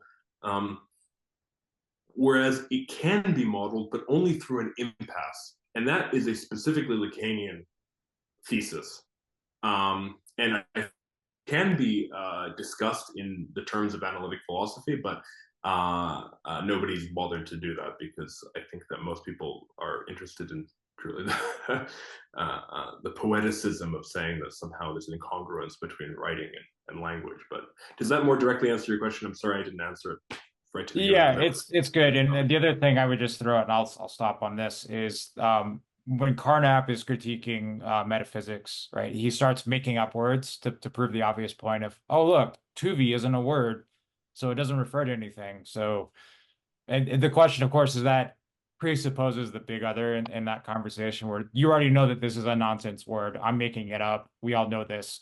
So just accept what I'm saying. And it's this already appeal to the other in language when it seems what they're trying to do is, like, as I'm saying, formalize sense as such and into a language when Lacan would just say, you're really not going to be able to do that. So, but thank you for your conversation. I'll turn it over to. Thank you. Yeah. It's a very good question. Yeah. Okay, great. Let's go to Andrew and then Matilda. Yeah, that was really great, Paris. I'll just like add that my mentor Mark Gerard Murphy, who recently published a book in the Palgraves, he's actually an analytic philosopher and a theologian. So he's kind of bridging the gap between analytic and continental via Lacan, using like him as a heuristic device. And he sees like a sort of similarity between like with Lacan and his affinity towards analytic philosophy with like Herbert McCabe and Wittgenstein. Of course, he sees limits between those other two versus Lacan, but it's quite interesting. So like he is one that's kind of using the analytical side to kind of boost up Lacan. I don't really have a question per se, but when you were going over the graph of desire, some connections kind of came about, and I want to know what your opinion is because it's more along the lines of the clinical side. When you mentioned specifically not just the inconsistency of the other capital A, but also its incompleteness. And it's interesting that Lacan says, I mean, this is like going on the early seminars, that yes, transference happens everywhere. You know, this just read Freud's papers on transference, whether it's the dynamics of transference resistance and transference love, but only resistance happens in the clinic, right? And resistance is always on the side of the analyst. And so it makes me think is like, well, every day we're probably transferring onto people that we think as the subject's supposed to know, whether it be something as simple as like a doctor, like a regular physician, a lawyer who's going to help you in your case, a teacher, a real estate agent.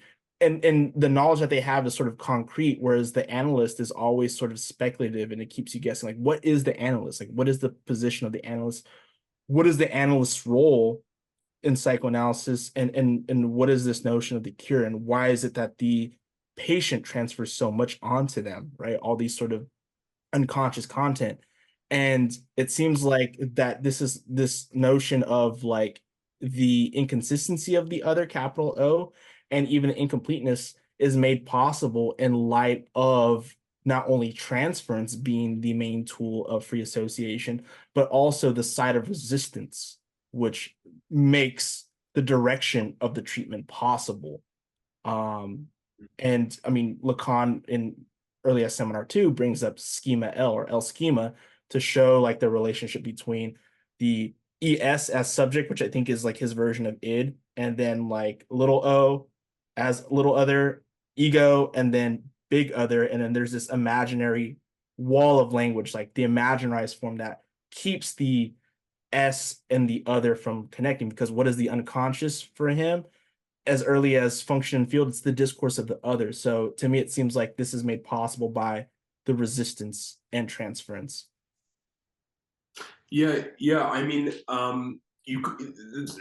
good series of points and questions, because it gets at the heart of right. Listen, I mean, hugely controversial, unresolved sort of whole field of questions in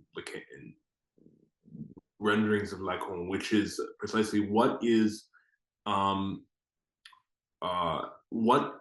always the case versus what is only the case in analysis. I mean, it's that simple, but very wide disagreement about these sorts of things. Lacan makes some very clear statements, like the one about resistance. You know, the only resistance is the resistance of the analyst. Transference already more difficult, right? Because, I mean, basically, transference is obviously not just the kind of transference one experiences in analysis is not simply the sort of thing that one has with someone that like your teacher or your whatever. On the other hand, as Lacan actually put it to Heidegger, this is how Houdiniescu reports it. It is the Heidegger was like, what is transference? Lacan said, it's the condition of possibility of analysis. It's so that explains it in a certain way.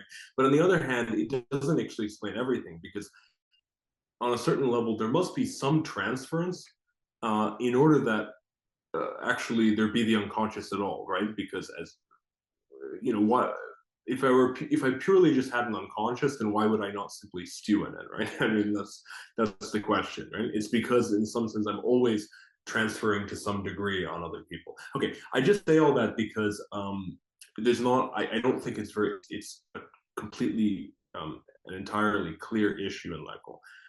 The way that I would reconstruct it, and I almost tried to do that when I was talking with Daniel more specifically, was that we always actually implicitly take the other to be inconsistent. Because otherwise, why would we even need a fantasy? I mean, for example, why would we actually even need a way of covering up the inconsistency of the other if we weren't actually to have already assumed it to be inconsistent? I think ontogenetically this makes sense, because the whole point of resolving the Oedipus complex by means of castration is to actually resolve the inconsistency that the other responds with when I ask, what do you want, or what am I for you, or blah blah blah. So when we go into, but it's only when we go into analysis that we have some chance, let's say, as Lacan often pessimistically puts things in later work, that there's some chance that we might be able to bump up against the wall of the incompleteness of the other, which he calls in his dialogue with students at Vincennes in 1916, not actually the same year, but the end of the same year, the only pleasantry that's not funny, incompleteness. The principle, yeah. So as he puts it, so the point being that actually we can all laugh about inconsistency because that's actually how we sustain ourselves, right? But incompleteness is what, through the envelope or whatever you want to call it of analysis, is somehow transmitted at some point. That's just a very basic reconstruction. I mean, it's not even a particularly concrete one, but I don't know. Was there something else that I didn't pick up on? I was gonna recommend that we use also the phrase of refusal instead of resistance. Not I mean, because I feel that resistance is a particular effect which occurs within the transference in primarily, but in this seminar it is the refusal of jouissance which is at the core of Pascal's wager on the one hand, and on the other hand, and then clinically, right, Lacan says pretty clearly that when the subject, the analysand, asks, who is I, right? Not who am I, because there's a difference between who am and who is, as you just elucidated a moment ago, Paris. He says structure imposes the barred large A at that point as refusal. And that is something about the invention of Pascal as renunciation of pleasure and his particular innovation in the long tradition of Christian, asceticism ultimately, right? And why Pascal provides a certain why his genealogy must be actually placed in a lineage stretching back to Aristotle as a philosopher on pleasure. which is very interesting because in a certain way, it's a sort of ethical response to the students of 68 who themselves are erring precisely because they have no Pascalian wager or something like that. You know what I mean? Like precisely because their demand was too of, well, I guess maybe you could say, Paris, I don't know if you agree, that they have a problem about the function of renunciation of jouissance in a certain way, or there's something defective in that, it seems to me, in the form of the revolt that's happening at that time. I don't know if that's fair to say, but yeah, I mean, I think Lacan is quite brutal, not the most brutal, even including some communists who were quite brutal, like Pasolini. But the one sense in which he's quite brutal is that for him, like Pasolini, there is and I think this is from something like the 21st, something like that lesson of the seminar. There's a circular solidarity with the capitalist system. That's what he calls it. Circular solidarity with the capitalist system. I think it's something like that. Why? Because as early as lesson 2, he mentions that capitalism sorry, it's getting late and I'm not translating well from the French. It engenders a position of the I in the worker, right? And by this prise de parole, or this taking the mic of the students, right? They are in circular solidarity with that position, right? And in this sense, I mean, you can say that I don't think it's that. I mean, this has even been argued before, and I think it makes total sense, right? For example, later in the seminar, when he talks about it comes down a little bit harder in terms of the subject of jouissance, saying there is no subject of jouissance, right? Or this is only a mythical, unbarred subject before castration, which is in what sense are they in circular solidarity with it? They're precisely subjects of jouissance, or they so would try to be, right? As that which is supposedly rejected from the system, but thereby by taking up the position are in circular solidarity with them. So on this point, he's quite brutal, and I think ultimately correct. I mean, it's like there's no, I do not even mention the old slogan, jouir sans entrave, and so forth, like, enjoy without boundaries, and these kinds of slogans. I mean, in that regard, I mean, it is sort of similar, and this is sort of maybe a faux pas to even make this analogy, but I mean, it's sort of similar to Marcuse's notion of repressive desublimation as the logic of what revolt was subordinated to in the era of the sexual revolution. Anyways, that's a side point. But Matilda, please go. Hey, Paris, thank you for all your speeches. Hey, it was amazing. Thank you. A clarifying question, something that shows up earlier in the topology of the other is he says, I use the symbol S bar A in order to just make this lack, as I have often said, this lack is a lack in the signifier. So I had that question, and then on page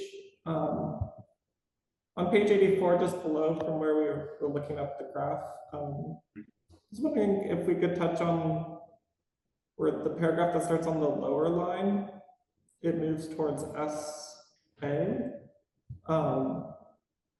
And if you had any thoughts on that, the direction and that motion towards the lower line, which we haven't, I guess, really developed yet, but maybe are going to approach in the next pages. Okay, yeah, this is getting into the graph stuff. Okay, got it. Yeah, I'll have to just glance over briefly before I address that. But I mean, again, we could easily do a whole hour and a half just on the graph, because even some of the better presentations, and I think actually one of the better presentations of the graph is actually from sublime objective ideology. I don't often say that Slavoj's exegeses are that good, but he goes through quite level by level. The trouble with that explanation is that there's no mention of the fact that it's a reconstruction of ontogenesis. I mean, none, and that is a general symptomatic trait. But in terms of going level by level, there's some sense to it. Anyway, no, I mean this first. Yeah, again, this is where so okay, what was it? It was lack of a signifier, right? That S bar A designates a lack of a signifier. Okay, this is where things get really tricky and actually very close to a whole polemic I have, you could say, about the status of negativity in Lacan. So there are two ways to read this. One of which is suggested in some passages, and one of which is unequivocally refuted in others. So one way to read it is that simply it lacks a signifier, right? And this, that the other as such lacks a signifier, right? This would be the position from which we presume that it lacks a signifier because it was taken out, because there was this thing, there was a cut between it and the signifier which was taken out, and that this lack can therefore be depleted by the signifier by putting it back in, right? I mean, that's one reading, right? Another reading, and it's very difficult to make this intuitive actually without, as I was saying before to Daniel, without certain tools like, which are not just tools, but tools like topology. This is from Seminar 10. He explicitly speaks of a lack irreducible to the signifier.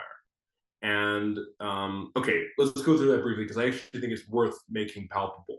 So he uses the example, it's a very famous example, but slightly misunderstood sometimes, which is of an ant traversing a Mobius strip, right? And the whole point is that an ant always, okay, imagine I mean, this is an example almost taken directly from, what's his name? Flatlands, that author.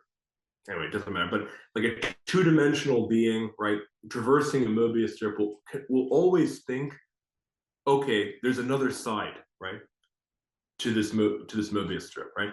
And that being can even go around the entire Mobius strip, because of course it's only one side, right?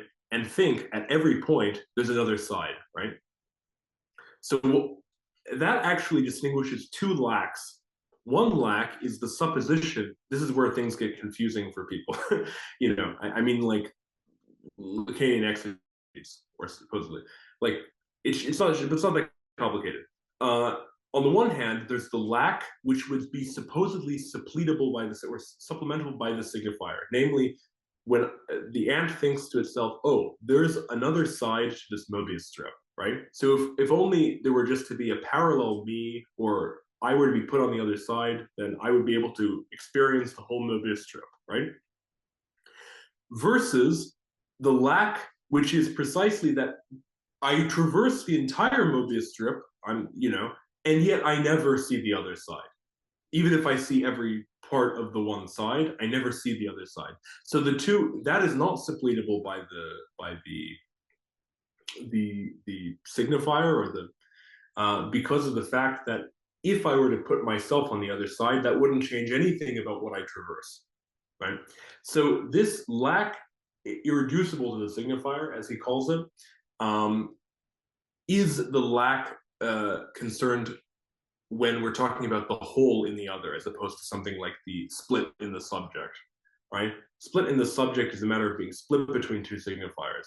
The lack in the other, strictly speaking, is not a lack that's suppletable by the signifier. If it were suppletable by the signifier, then actually we just have to plop it back in and then everything would be very nice and well, right? But it's not. I mean, hence the incompleteness, not simple inconsistency of the other, in need of some kind of signifier to make it consistent.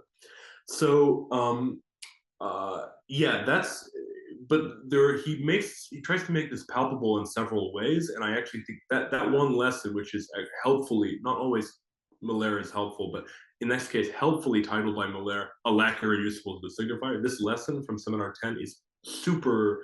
I mean, I was even saying the other day when we were that there's like a list of maybe 10 lessons of Lacan that could serve as like hyper representative of Lacan, and often not the ones that get read. But this I would also nominate.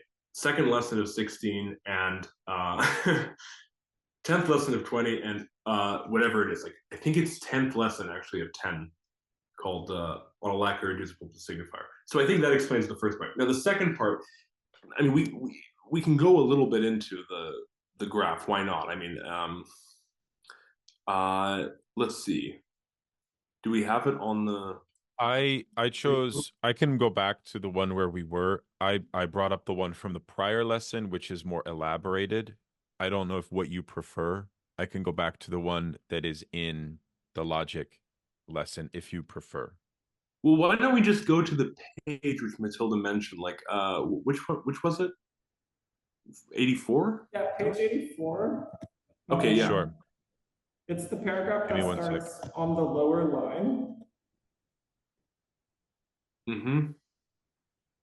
And I guess there's like a divergent movement when we move towards the I function or something, as opposed to the convergence when we were talking about the thou. Uh-huh. Yeah, so the upper line versus the lower line. Yeah, I mean, the way in which Lacan introduces this first in Seminar 5, which is tied up with actually his analysis of Freud's jokes and their relation to the unconscious, is it's okay. So it's sort of the simple and the sort of more complex. The simple level of it is that the bottom line is just let's say, for all intents and purposes, conscious, or it's not repressed, right? Let's put it that way, right? And that's why he uses all of these examples from, everyday language, right? Like we can have a chain and so forth, and then it's only when it's punctuated that it's constituted as a chain and therefore given its full meaning.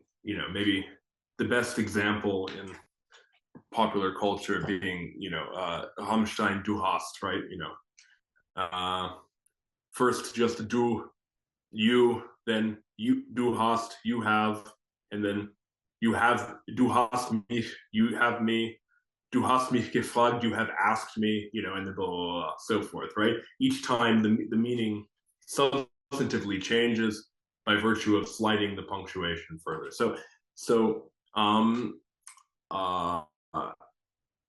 Yeah, so that's that level. And that's always, you could say, analyzable linguistically, right?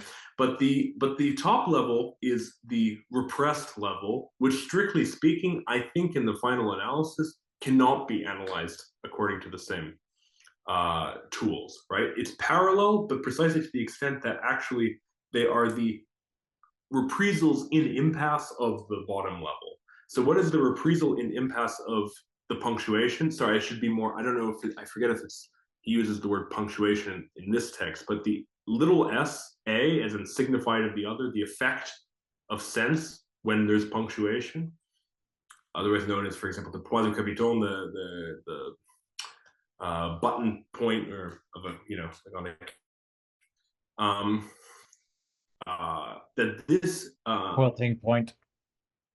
Quilting point, thank you. Sorry, I forget sometimes these things. This point, right, is like just like wherever you put the period and in the Rammstein song, right? It's like determines the meaning and so forth. But to the extent that it's not an impasse in it, strictly speaking.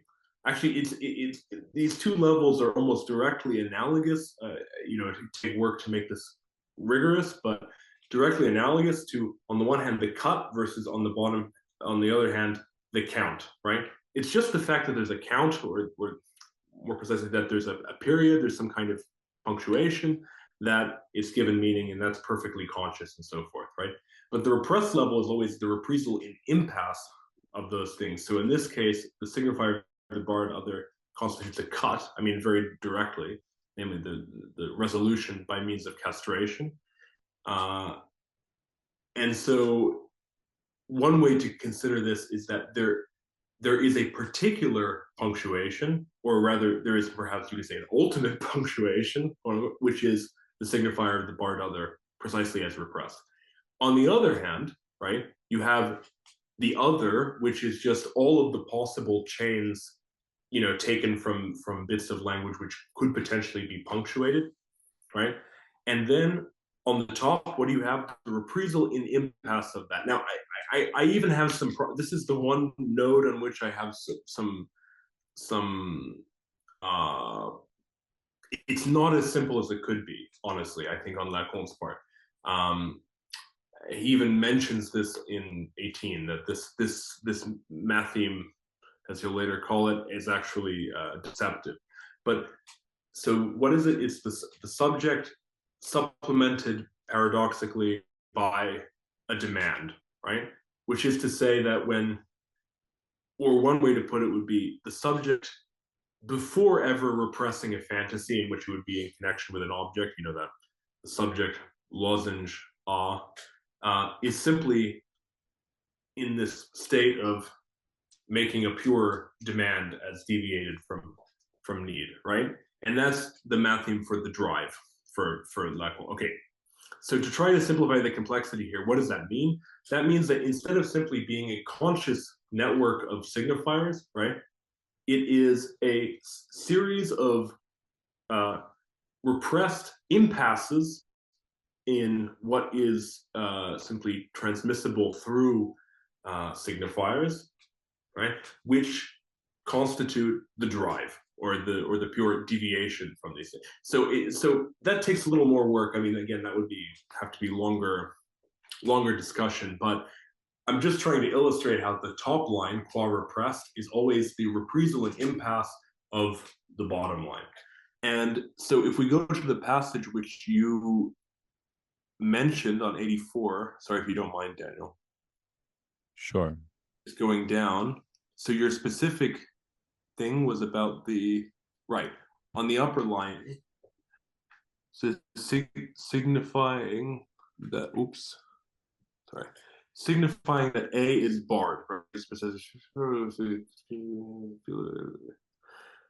Okay, on the lower line, signification insofar as fundamentally alienated. You see the Entsphiung. Yeah, okay, so this point about the Entsphiung or the diremption makes sense, but I don't think I've ever seen Hegel translated that way. Maybe it is, I don't know. But literally Entsphiung, it's like the act of cutting in two. Entsphiung. So this Entsphiung is the division between the top and the bottom levels. I mean, I forget if he uses Entsphiung or just simply Spaltung, which is the splitting that he takes from more directly from Freud. But these are the two levels. Yeah. Okay. Sorry, you mentioned it here. Yeah, the division of the eye articulated as such. Oh, very helpful, Bruce. Thank you. Anyway, I don't know how much of the extension of your question that covered, but. Yeah, that was great. That'll definitely help me try to repiece through these passages. Okay. Yeah, thanks. Do you have a theory, Paris, regarding the particular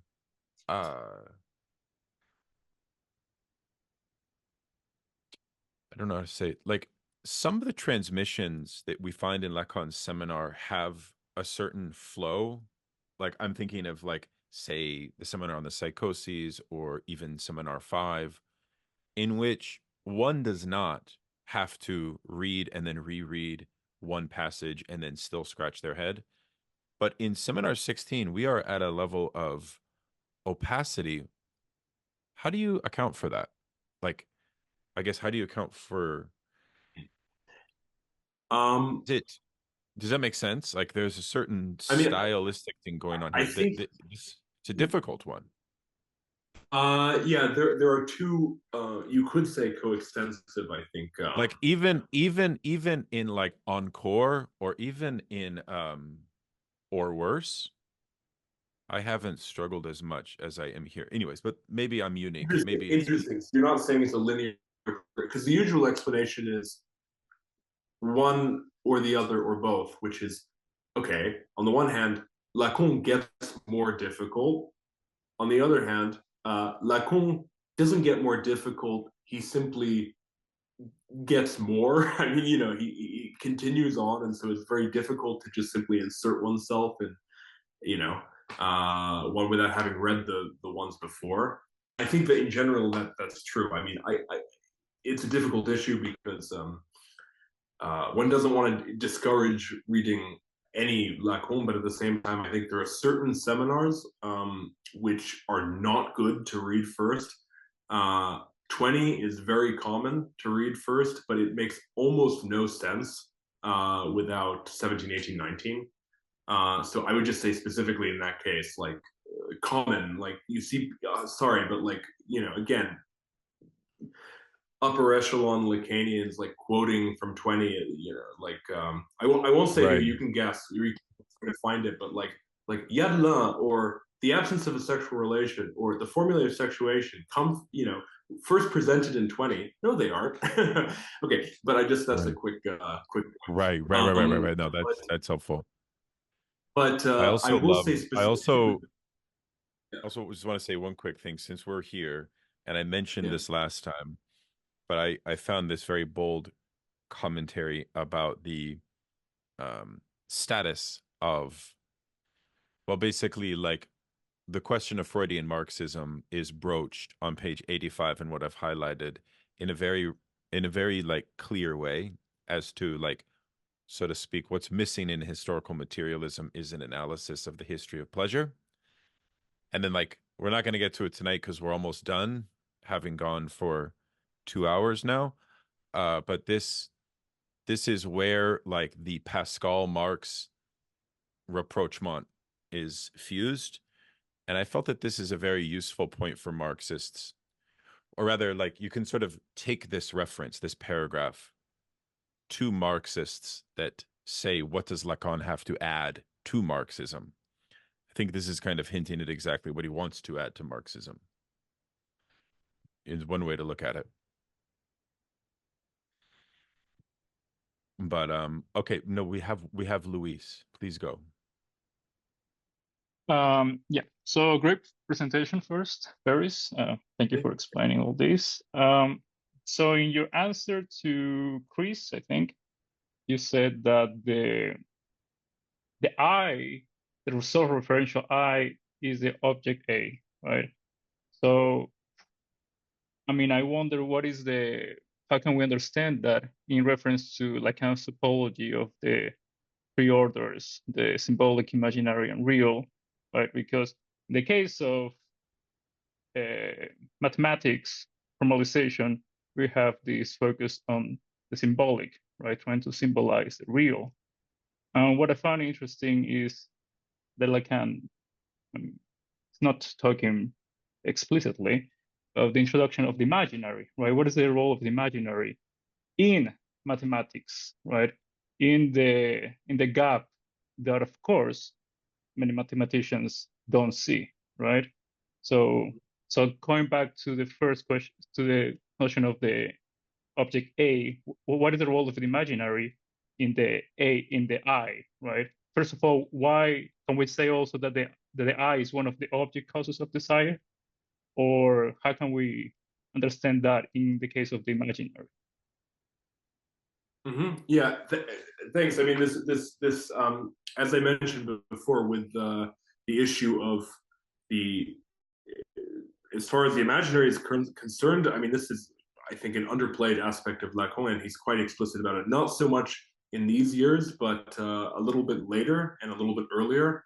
Yes, like Seminar 9, when he talks about the true imaginary, quote unquote, of topology, and specifically the fantasy. And later when he speaks of, again, extending into intuition in Little D and other works, yeah, this is completely underplayed and very important. So I'll get to that in a sec. Just to clarify, when I use this formulation, the objet A is the I that is, I'm precisely saying it's not the I, right? Because the I is not, strictly speaking. It's primarily repressed. At least its referent is primarily repressed. Because if it's self-referential, then it has no referent, nor more precisely that its referent would be the subject, which is primarily repressed. So it's only insofar as there is an I that is strong sense that there actually that there's any material incidence of structure in history, and this would be the objet in its most basic form. I mean, I could be more concrete about that in terms of like even the object of frustration of the mother, right? I mean, at a certain point, like when this is even pre-castrative, obviously, Seminar 4 material, but like when I am detached from, not only detached, but actually registered this detachment from my mother's breast, right?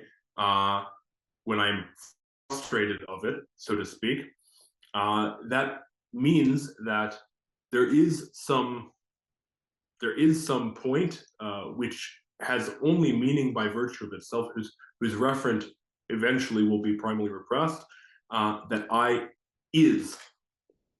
Not I am, because I don't have a sense of my own self-reference, but I is. So I don't know if that makes it clearer or less complicated, but I just mean that this is an ontogenetic value too. Okay, so now leaving that aside, one thing I want to put my finger on, because I think if I understand you right, you were suggesting that mathematics involves a process of symbolization, whereas Lacan is quite explicit to the contrary. The mathematics is not symbolic. He's very explicit in Seminar 18, for example, where he says, literally, here's the jingle for you, the signifier in the symbolic, the letter in the real. I mean, announces this as a mantra. And the important thing about that is to understand that actually by itself, writing is not registered, right? Writing is only real insofar as it would be constituted that way in an impasse, right? As an incongruence between letters and signifiers. And so, you know, for example, when I write, I use this example at the top of my master's thesis. When I write the square root of -1, for example, I have all of these writings at my disposal, and there's a particular point, square root of -1, where I have no sense of what that is, literally. I mean, it does not, there's an incongruence between, there's an excess even of my writing over the effect of sense that it gives. So where do the registers come in? Precisely in the discourse of mathematics. And this is where I think your indication or your continuation of this kind of theme, underrated theme in Lacan is quite important, because you know, as it's been noted, Lacan sometimes says, okay, the imaginary is not simply a inferior order. He's quite clear about that in Seminar 10. There's a passage in which he says that. But later on, toward the end of his life, ends up admitting that he always treated it as such, even if he said something to the contrary. And what's important to understand, regardless of his own explicit comments, is that, yeah, topology, as I was saying before, specifically is a way of constructing intuition, if you like, something which precisely does not a priori have some kind of, in the more common sense, intuitive value. So something like a cut or the subject. And in this sense, mathematicians are always parallaxing, you could say, between the pure writing and the actually formed tracing of in Seminar 18 material, in the terms of Seminar 18, parallaxing between one and the other. And it's through this that one is always not only constructing something in intuition, but also extending intuition into a new intuition. And again, that's material that has almost never been taken out of Lacan. I think it's very important. I mentioned him before, but I have a close colleague and friend, Maurice Hermann, who works very specifically on this issue. So it's a very important issue. And I did that cover what you were getting at?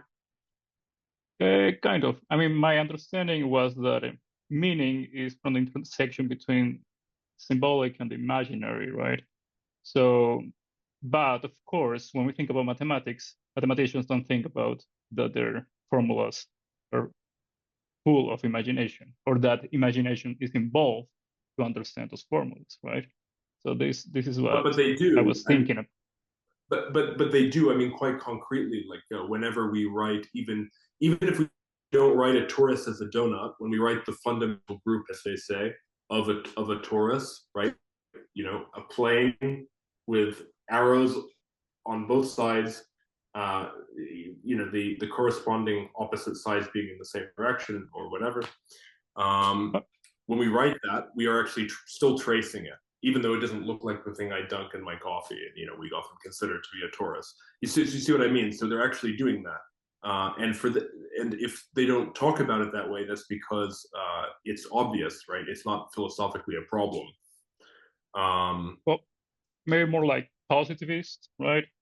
In the positivist school, right? They try to ignore all forms of imagination, right? They try to base a philosophy out of exclusion of anything that involves imagination, right? I think that's where, you know, my thought was coming from. Yeah, but again, even okay, let's take something simpler. Even saying, let's call set, you know, let's define a set R such that, like, you know, fifth lesson. Let's define a set. As soon as we do that, we are putting an image to it, right? We are constructing something in intuition, right? And without this, there is no mathematics, right? And in this sense, we never have pure mathematics. In the same I way agree with you. but thing that mathematicians do, right? And I've worked with some working mathematicians, you know, what they do is not pure mathematics. Otherwise, there wouldn't be mathematicians. That's Lacan's point, right? Like, if there were pure mathematics, we'd be purely in God's mind. But we only make discoveries as mathematicians because of the fact that we're not, to begin with, doing pure mathematics. For example, he uses this example in the lesson. Whole numbers seem very nice and intuitive and pre-given, as though by God, literally in the case of Descartes, or Kroneker's quote, you know, God made the integers, man made the rest.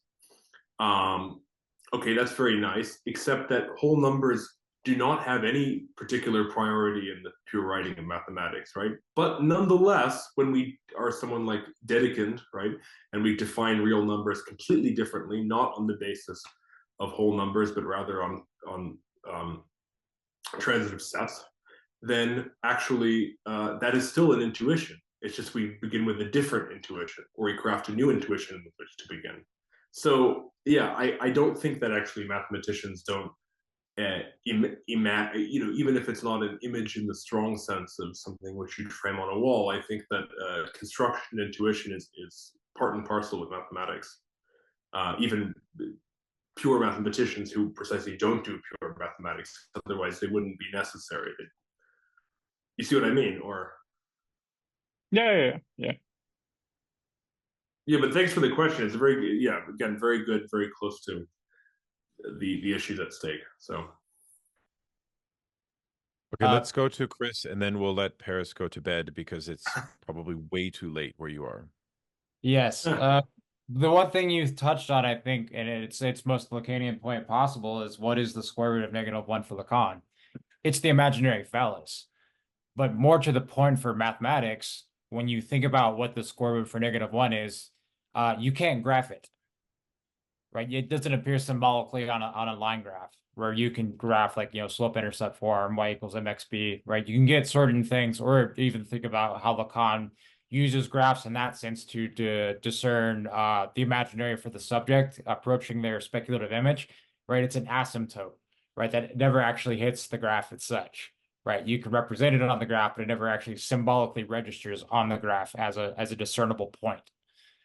And so I think that's the question of Luis was asking about where is the imaginary in mathematics. I think it's there, and I think it's pronounced in Lacan quite well as well. Yeah, but then again, you can even extend the point that I made to this example.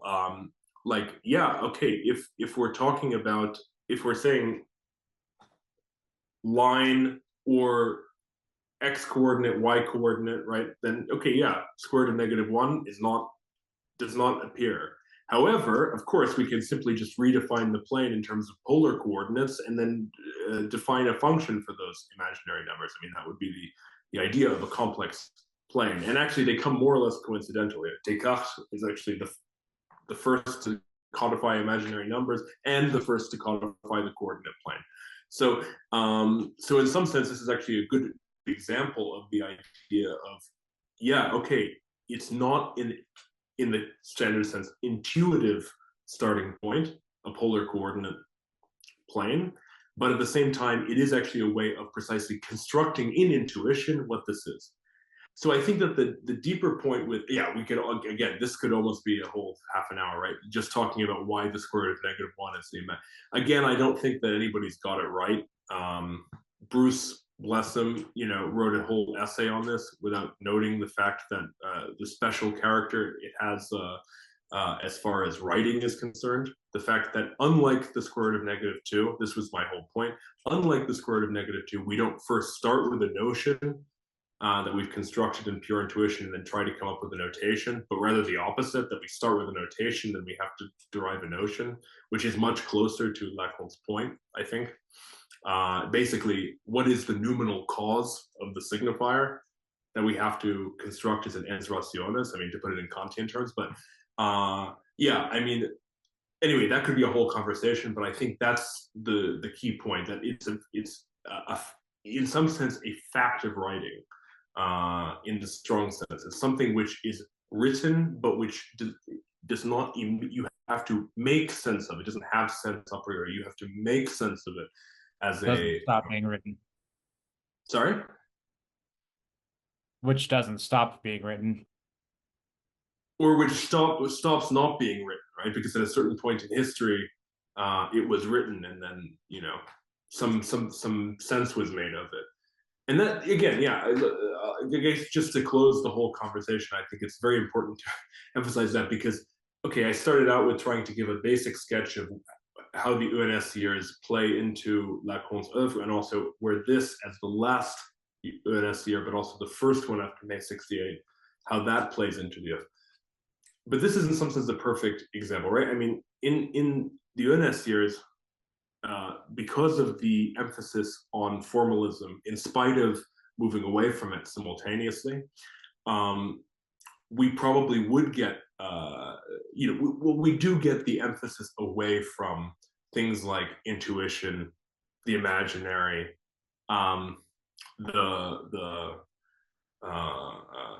construction, blah, blah, blah. But as evinced by later works and earlier works, I think, this is part and parcel with actually how Lacan operates, and without that, it makes very little sense how if we were just talking about pure writing, i.e. the pure unconscious, then there'd be nothing more to say. But it's because of the fact that it's compressed in language, and yet that can be formalized the way in which it is. This is the sense in which formalization operates in psychoanalysis, and as a practice, as something which makes a material incidence, and therefore cannot simply be left, just described in the abstract. It actually has to be dealt with in concretion. So yeah, I don't know. I'm tempted to leave that as the final word on the matter. I am getting a bit tired, as much as I would like to be, up all night. And the person to do that. Very good. No, we like to be somewhat diligent with our scansions, and so we have no shame in cutting our sessions. And I think it's a good time to do so. Paris, I just want to invite everybody to thank Paris for this really excellent presentation. Thank you. Thank you all for excellent questions and for entertaining. Yeah, it was a great discussion. Thank Yeah, no doubt, no doubt. Well, you are always welcome to come back, and I should be more. have... Yeah, I shouldn't be a special guest. I should just be, a returning member. But things you get. can come. I mean, you could come to some of the presentations that others will make, and you can kind of perhaps have a glass of wine and listen, and then you can like pester them with your questions, and in good form, obviously. But I think Nadia might try to join, and Dominique Hones and Samo are going to come too. So still a ways to go. We're all being treated to the best Lacanians. None of this riffraff acting like the formulae of sexuation are presented in Encore, blah blah. I'll always be that pedant, Daniel. I'll always be that pedant. Yeah. Anyways, okay. All the best, everybody. Anyway, thank you for inviting me, really, truly. Thank you to everyone else. I appreciate it. Thanks, Paris. See you next week, everybody. All right, I'm. Thanks. All the best. Thanks.